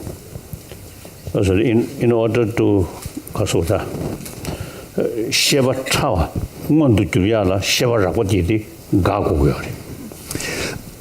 Excuse me, I coughed the wrong direction. It's important now to recognize too, there are different levels or dimensions of consciousness. So we can speak, to begin with, of the coarse level of consciousness, coarse level of operation of the mind, with which we're all very familiar. It's what we see when we observe inwardly. But then beyond that, there's a subtle dimension or a subtle continuum of mental consciousness, and this becomes evident only when the coarse functioning of the mind, or the functioning of the coarse mind, has subsided. When that goes dormant, then the subtler continuum becomes evident. Tadi zulu tigli ta chongda ten ragwe shiva ji tu ma chap raj. Tadi leva the pashe ta nimshu cha mero samgi.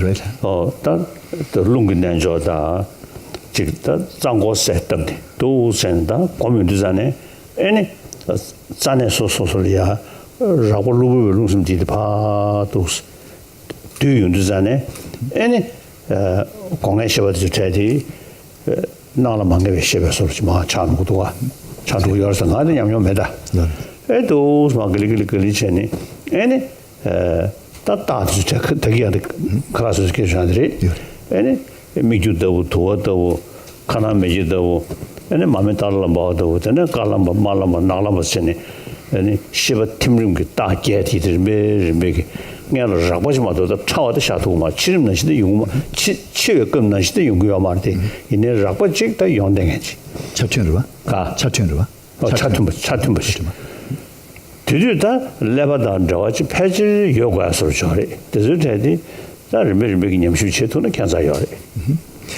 So there are rather esoteric ranges of practice, or domains of practice, called within the context of Vajrayana, where you're meditating on, I have to introduce some technical terminology here, Tsa Lung Tikle, the channels of energy that you experience from a first-person perspective. So we're speaking of first-person physiology here, and we do not find correlates in Western third-person physiology. But we don't discount the first-person perspective in the Buddhist tradition, very much on the contrary. So there are channels through which these energies... Although this is common, Buddhist Tantrayana, non-Buddhist Tantrayana, these up to a certain level, it's the same. Yeah. So this is not unique to Buddhism. So there's this whole area of Tantra or Vajrayana. And in terms of the presentations of three things, the Tsa or the channels or nadis, the Lung or the pranas or subtle energies that pass through them, and then the Bindu or the Tikle are like vital essences. So I can't elaborate on that, His Holiness has not, but His Holiness has commented right now that there's a lot of commonality, not 100%, but a good deal of commonality in terms of Hindu Tantra and Buddhist Tantra, that they found a lot of overlap in their, one can say, contemplative discoveries in this regard. Now, demarcation, non-Buddhist and Buddhist Tantrayana is the concept of shunyata. Yeah. And so the primary distinction between the Buddhist and non-Buddhist, or Buddhist and Hindu Tantra or Vajrayana, is in Buddhism you find the emphasis on shunyata, or the emptiness of inherent nature of all phenomena, and that's not something that you find in Hinduism. So it's not a total overlap, but phenomenologically, just in terms of the presentation of these channels, the energies, and these vital essences, this is very common. So it's not simply a matter of one religious dogma. And so, but His Holiness, that's the context. Now His Holiness was speaking of a range of meditations where you're focusing on these in your meditative practice. You're visualizing these channels, you're visualizing the energies, and you're doing this with very powerful samadhi, or highly focused attention. In so doing, there's a gradual dissolution of the coarse mind, dissolving into this underlying continuum of the subtle mind. And there are various signs of this occurring, different mental images coming to mind. I won't give the whole series of them, but they culminate with an appearance of a reddish image to your mind, a whitish image, and then just a blackout. And so in this process, His Holiness feels, number one, you can do this through meditation, and in so doing, as the coarse mind is shutting down, it's going dormant, then all of the 5 physical senses are being withdrawn into purely mental awareness. So as in the previous discussion, even though your mind is extremely clear, vivid, intelligent, discerning, single-pointed, you're oblivious of your physical environment. Your own body, the surrounding physical environment, sight, sound, all of those have gone no signal, one can say. But all of the flow of your attention is now focused purely in the mental. The coarse mind has subsided, it's shut down, and in this way you can access subtle mind. And even beyond that, there's even a subtler level altogether. Now, in doing this in meditation, there is the sequence here, this gradual step-by-step dissolution of the coarse mind into this subtle underlying continuum of mental consciousness. This is a facsimile or an approximation of what's happening in the dying process, the gradual dying process, when gradually your physical senses shut down, the operations of your mind that arise independent upon the brain are shutting down.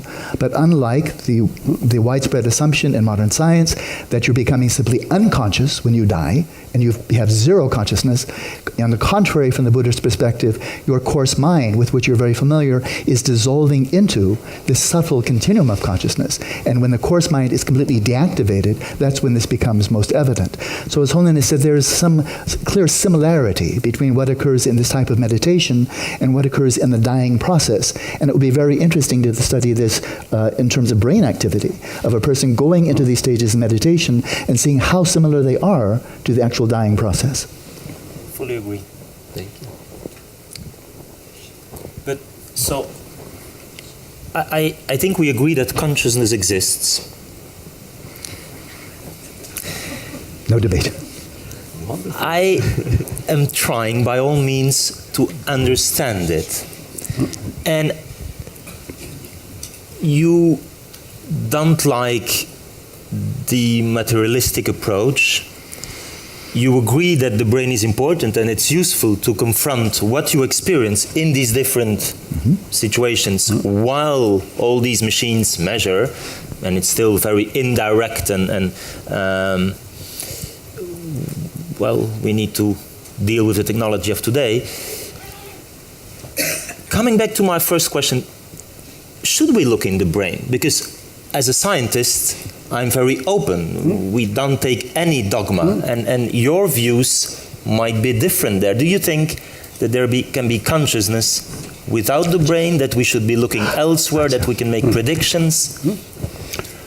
Level 심주 전에 시발 what you go to tigri 시발 차를 집에 그들로 level 심주 전에 시도가 가고 그래. So in terms of these two levels of mind, the coarse mind, this is the psyche. In terms of understanding the psyche by way of its neurocorrelates, there's a lot you can learn. But when it comes to this subtle continuum of consciousness, then it's going to be very difficult to gain any insight into this at all by way of the brain, because it's operating independently of brain activity. Actually, it is quite clear. The grosser level of mind or consciousness entirely sort of related with our brain.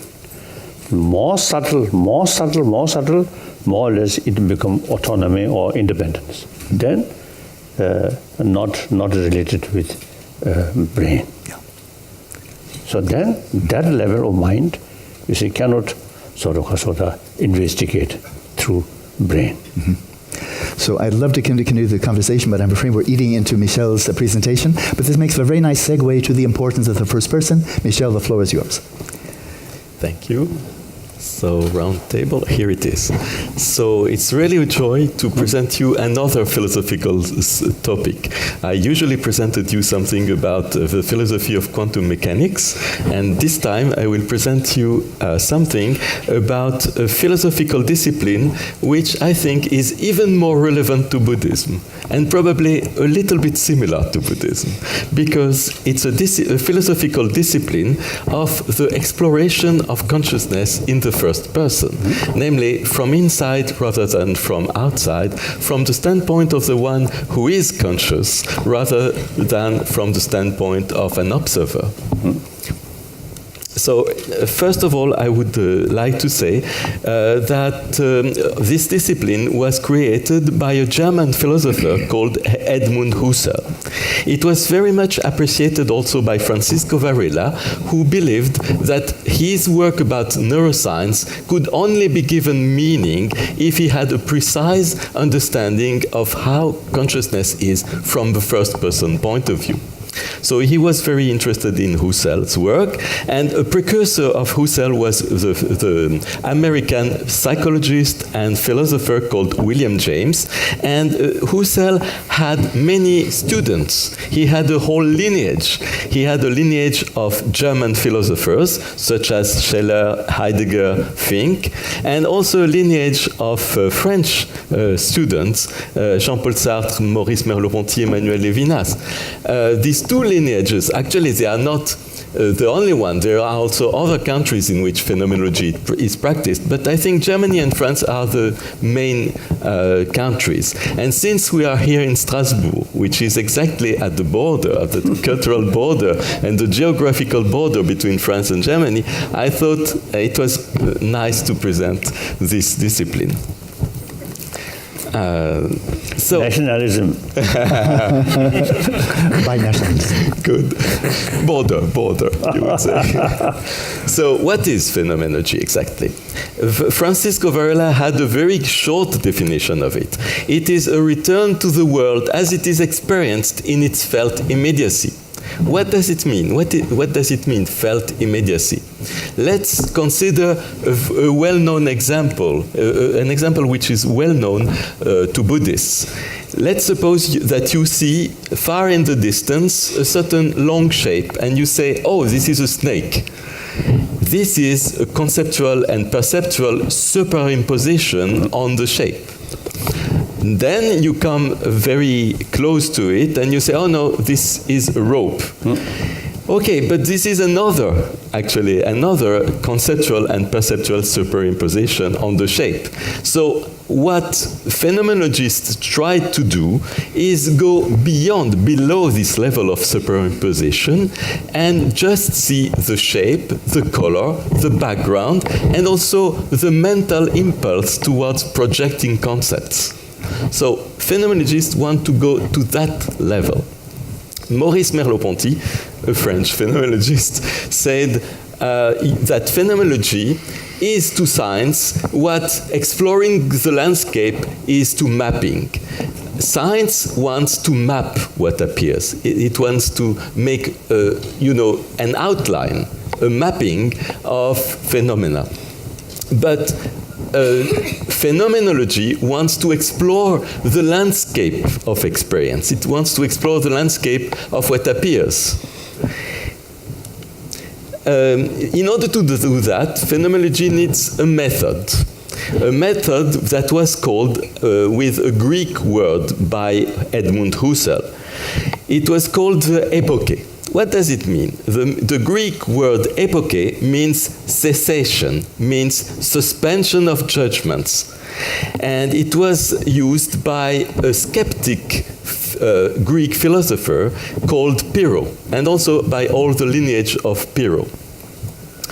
The idea is that in order to be happy, you have to suspend judgments of good or bad, of high and low, and so on, and just attend to what appears.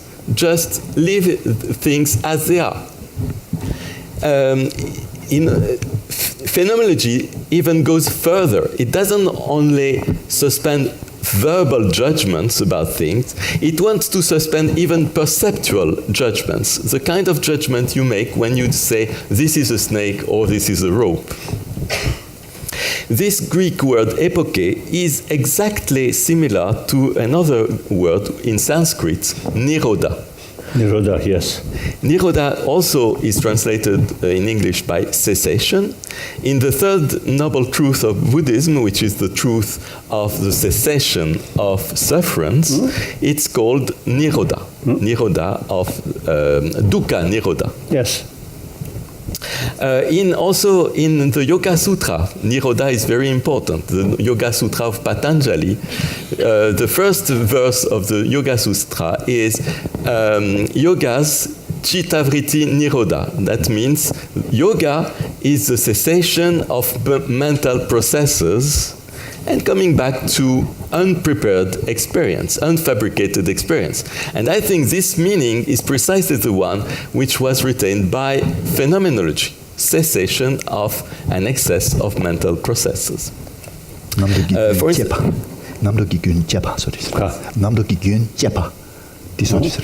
yes.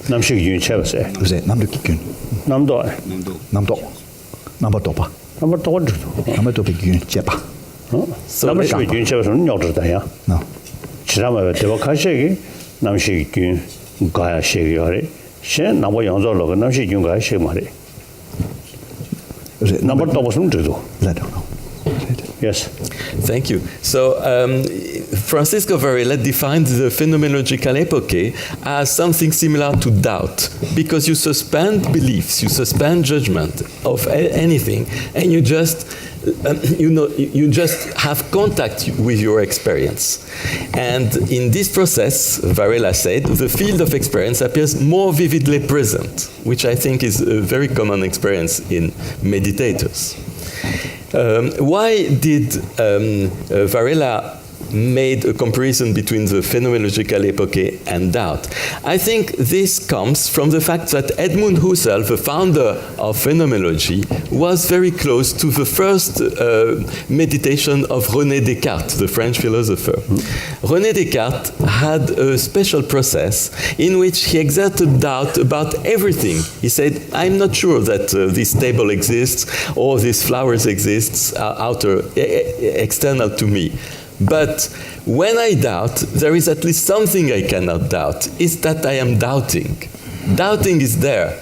And doubting is an experience. So experience is more certain, according to Descartes, than anything else. And this is exactly what Edmund Husserl accepted. Now, as soon as you have done that, you have come back to this deep certainty of your first-person experience, then you can explore it. You can become analytic with it. And Varela said there is a second process after the epoche, which is called the reduction, in which you turn the direction of thinking backwards towards the arising of thought. Okay, so you explore, you analyze your thought when they arise. But do you take your thoughts as an object, as a new object? Varela, not only Varela, but also Edmund Husserl said, no, you should not do that. Because then, if you do that, you become a psychologist.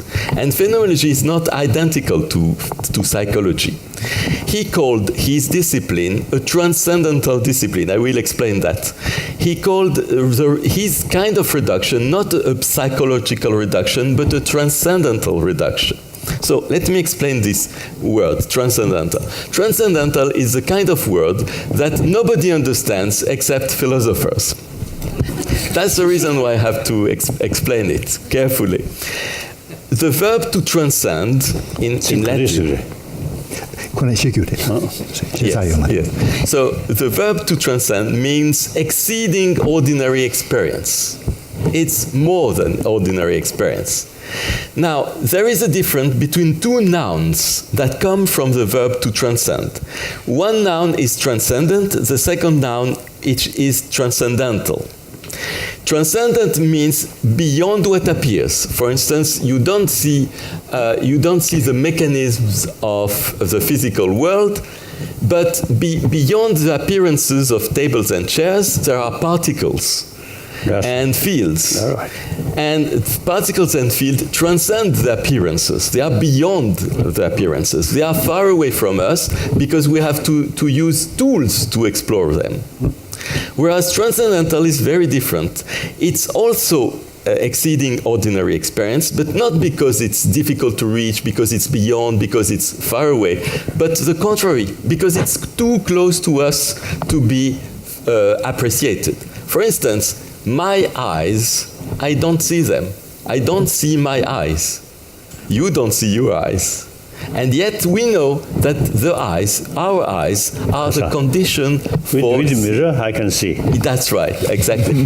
That's the reason why the case of the eyes is less radical than the transcendental, as it was alluded by Husserl. But it's a comparison. Just a comparison. So, but even though you don't see your eyes, and therefore the eyes cannot be made as an object of direct vision without the help of a mirror, even though it's the case, yet you can feel the eyes. You can be familiar with the eyes. Now,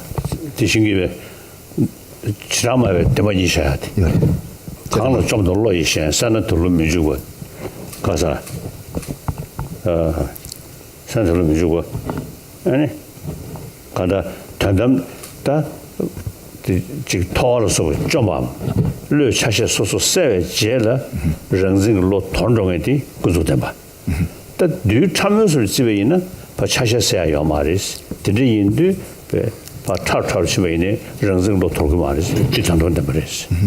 According to a system of Buddhist philosophy, which is generally considered the most elemental or basic, called the Vaibhashika tradition, the distinction is drawn with respect to the mind between its ultimate and relative level. Yes. And the relative level is all the configurations of consciousness over time. So doubting, the act of doubt, for example, taking place over time. So these configurations over time and continuum of consciousness are called its relative nature.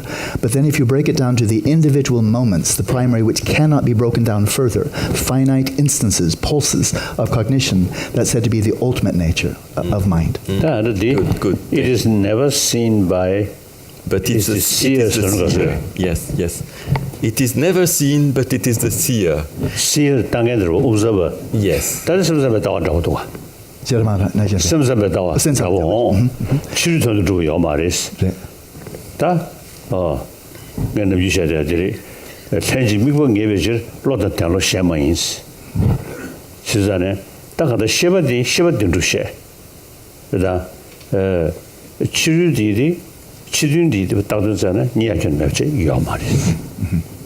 So this seems on the surface at least to be similar to the mind-only or Chittamatra school of Buddhism, Indo-Tibetan Buddhism, yes. Where looking, again, it's radical phenomenology or radical empiricism.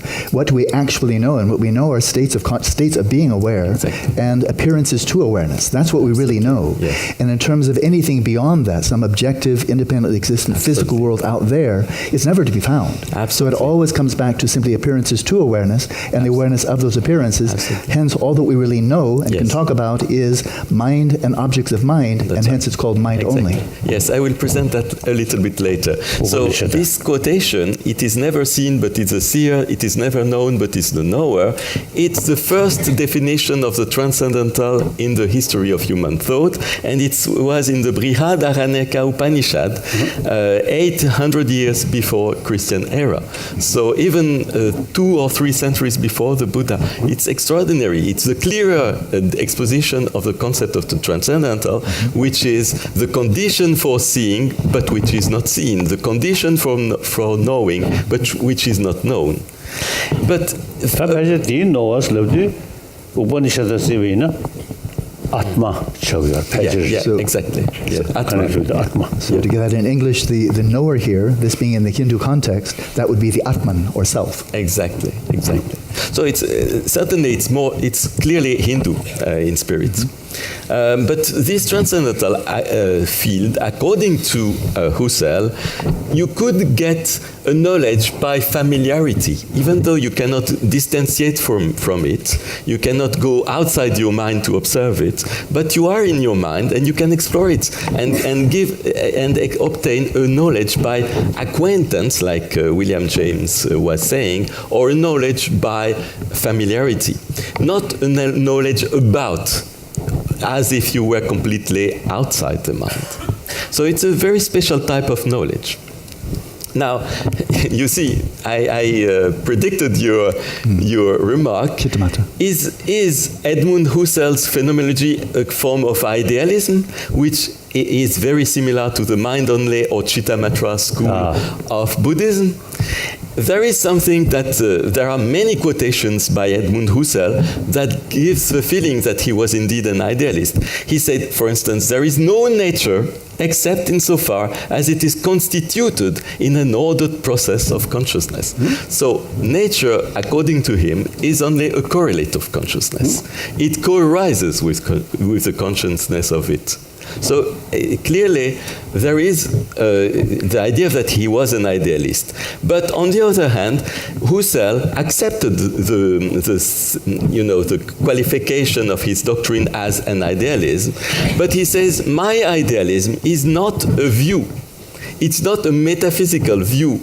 It is the only possible truth of someone who recollects into one's own doings.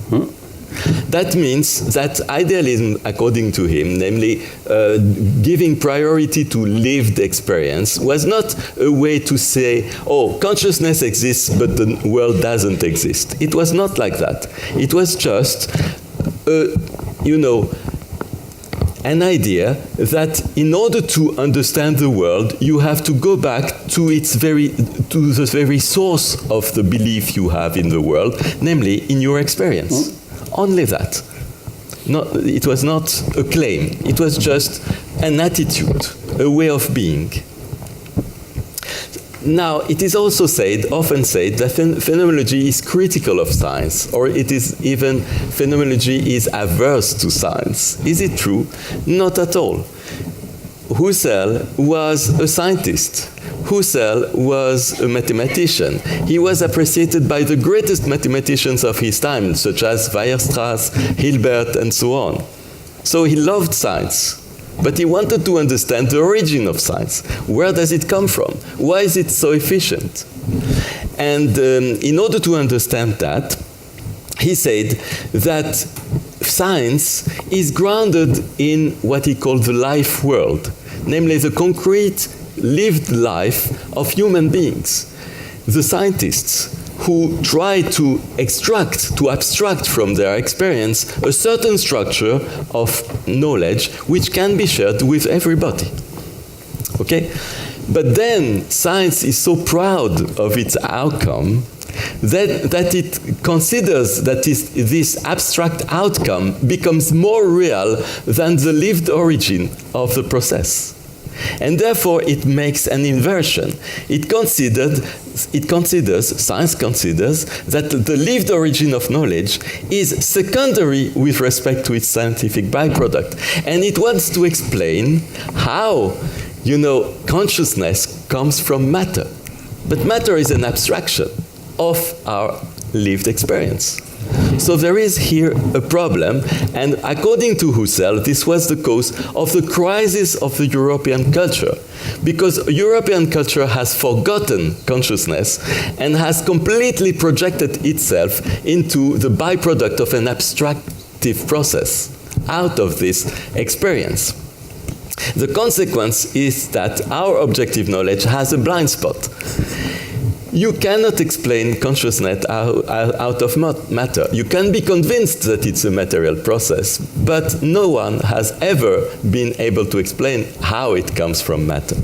So there is the so-called hard problem, which, according to me, cannot be solved, and according to some, can be solved, but later. The attitude of phenomenology is not to try to solve this problem, but to show that it's a wrong problem. And therefore, they turn the problem upside down again, and they try to understand how science is produced by conscious beings. It's exactly what Francisco Varela believed, actually. He said, the so-called objective accounts are done by a community of concrete people. And therefore, you arrive not to a critique of science, but just to a science in which you are mindful of its origin. So you do exactly the same science as before, but you have a little awareness of the origin of consciousness, of the origin of science in you, namely in you as conscious beings.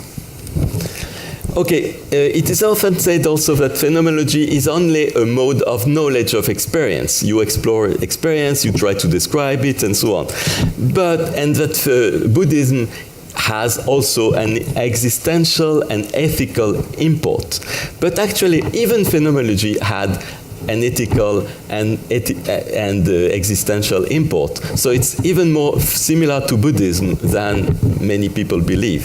For instance, Husserl said that in order to perform phenomenology, you have to undergo a self-transformation, which can be compared to a religious conversion. So it's a very deep process. The famous epoche is something you have to do with care, with method. Also this quotation of his student, Eugen Fink, the foundation of a philosophy is the beginning of the philosopher. Namely, in order to do a good philosophy, you have to transform yourself and to express what you have obtained in terms of words. If not, it's useless. And also this last quotation by Edmund Husserl, which shows the ethical import of phenomenology. A true philosopher is the one who has taken the decision to make of his life a life entirely devoted to the idea of the supreme good. So ethics was crucial. In order to do good phenomenology, you don't have only to be a good intellect. You have to commit yourself to self-transformation and to work for the good of people. The last slide is, Husserl. Edmund Husserl, the founder of phenomenology, was given a book of the Sutta Pitaka by the translator of the Sutta Pitaka into German. And he read the book, and he had to write a preface of this book. He knew nothing about Buddhism before 1924 exactly. But that year he learned what was Buddhism. And this is his reaction. He said, Buddhism is probably the highest flower of Indian religiosity, a religiosity which looks purely inward in vision and deed, which is not transcendent, because there is no belief in an external God, but transcendental, because it comes back to what is most obvious to us, which is experience. And he added this: Buddhism is concerned with a religious and ethical method of the highest dignity for spiritual purification and pacification, a method thought through and carried out with an internal consistency, an energy, and a nobility of mind that are almost unmatched.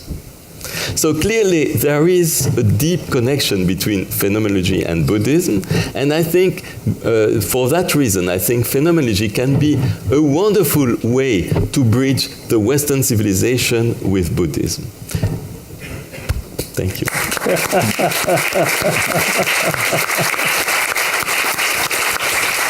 Thank you. How strict much should we be for time? 5 minutes, good. To you, Your Holiness, any response from your side? Nothing.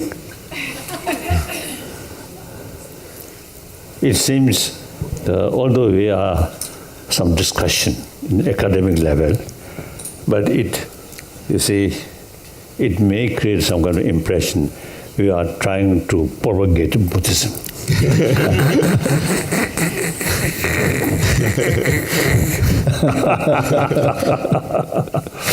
But actually we are trying to seek truth, reality. Okay. That's right, yes. And the purpose of seeking truth is to bring more happy humanity, happy world. Okay, that's good. So ultimately, the troublemaker is here, isn't it? Huh?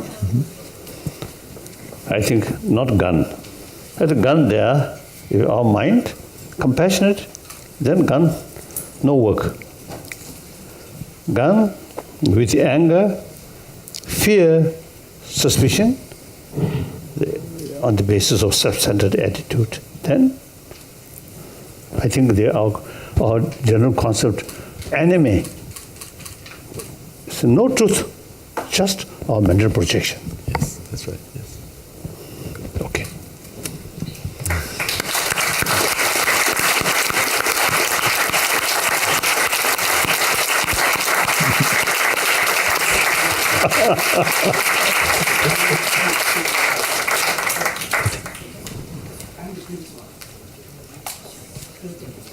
really very, very interesting. Very interesting. Wonderful. Wonderful. So, we really have things we could look at. When you say these people, the heart stops, no movement for days and weeks and months. So, Interesting for us. Your Highness, we are ending this day, and I think everybody is very happy to see that with other situations you are also a man of science. I had a meditation teacher, Tarab Tulku Rinpoche, who said that your knowledge and wisdom can be called science, inner science, Indian inner science of mind and phenomena. And we have seen all this discussion going through that.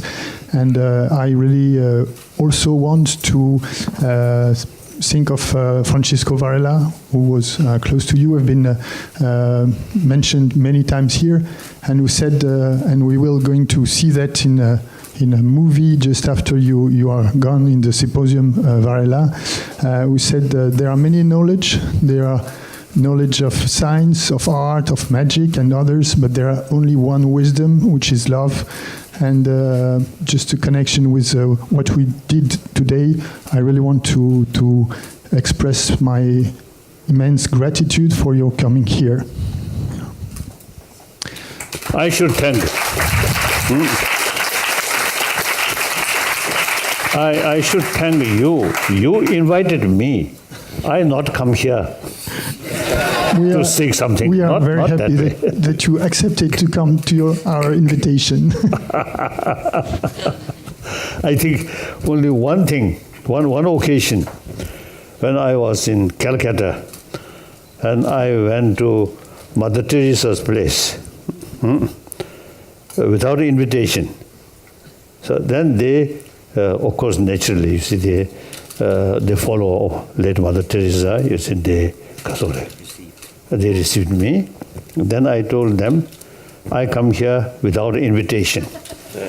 I come voluntarily because I am one of the admirer of late Mother Teresa. So I think that, except that, that is something without invitation I went. Otherwise, most cases, with the invitation I come. So I must thank those people who extend invitation. Thank you. Yes. Voilà, je vais d'abord dire quelques mots de remerciement en français, et puis après je remercierai tout particulièrement au nom de l'université, bien entendu, notre illustre hôte. Donc cette réunion, ces rencontres, cette conversation originale, je crois pour nous tous, y compris pour notre hôte, a été une longue, complexe préparation. Pour certains bouddhistes, tout n'est que souffrance. Mais au bout, il y a le nirvana, l'oubli de tout ce que l'on a subi pour aller vers un stade d'extinction. Et je crois que ce soir, quelques-uns seront heureux d'avoir franchi quelques karmas et abouti à des riantes contrées alsaciennes pour se reposer. Alors, je vais faire des malheureux parce que je vais en oublier, mais je vais quand même essayer de ne pas les oublier.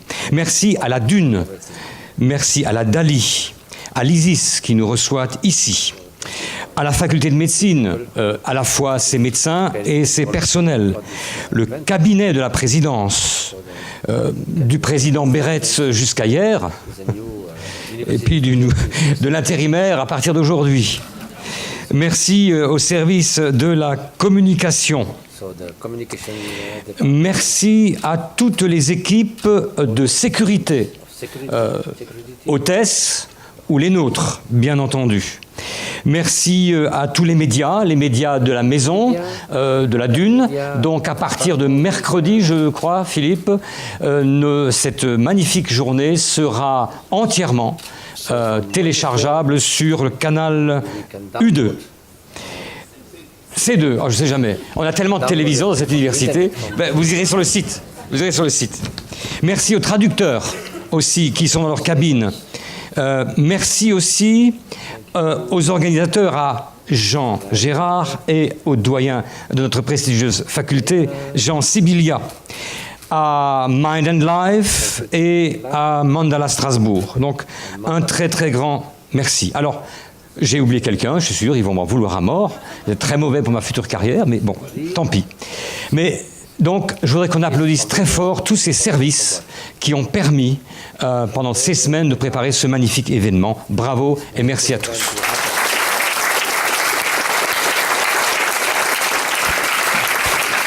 Alors, symboliquement, je veux dire merci à une personne, qui est la directrice de cabinet. Donc, Claudine, tu représentes tous les personnels qui ont été à la tâche. Est-ce que tu veux venir?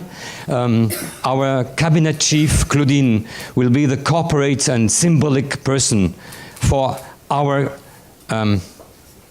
grateful grand merci.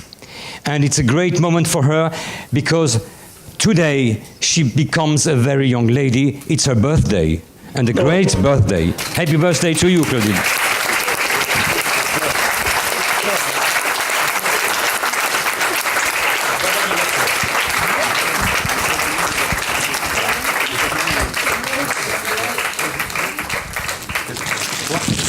Merci. Oh. Attention. Merci à Sa Sainteté, merci à tout le public ici. Ce fut une belle aventure, bien réussie aujourd'hui. Merci à tous.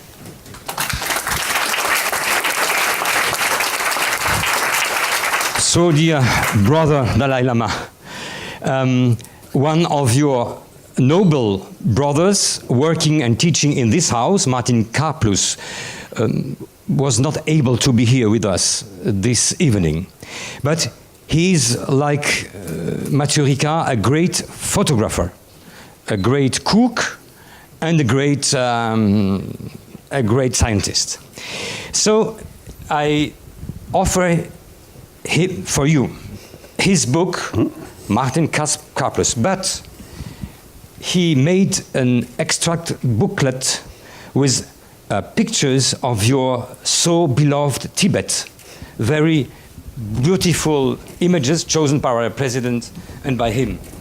So it's very for your Oh.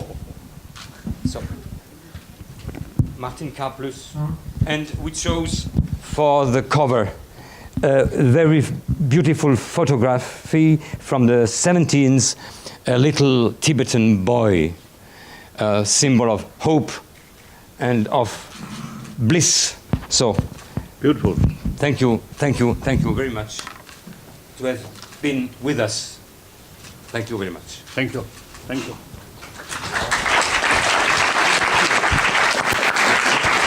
Mathieu.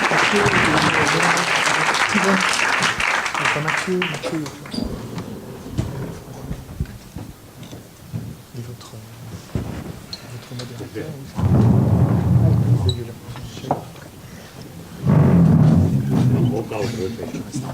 Je reste là. Il faut que je fasse la transition. Sinon, les gens vont partir. Ça va revenir un peu plus tôt.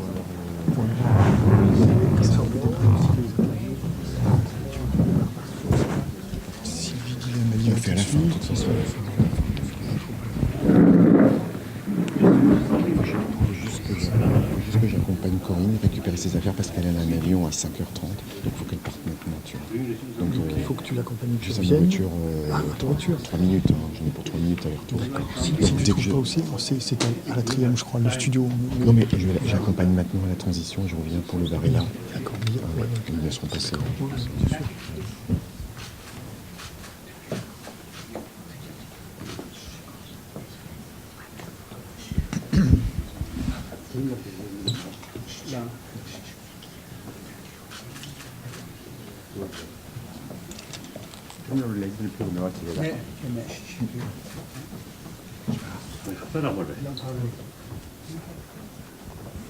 So, no, thank you.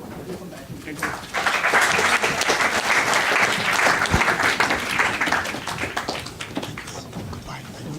I have to go on with the symposium. Bye. Goodbye. Thank you. 이게 뭐는 갖다 주는 거야? 스카프.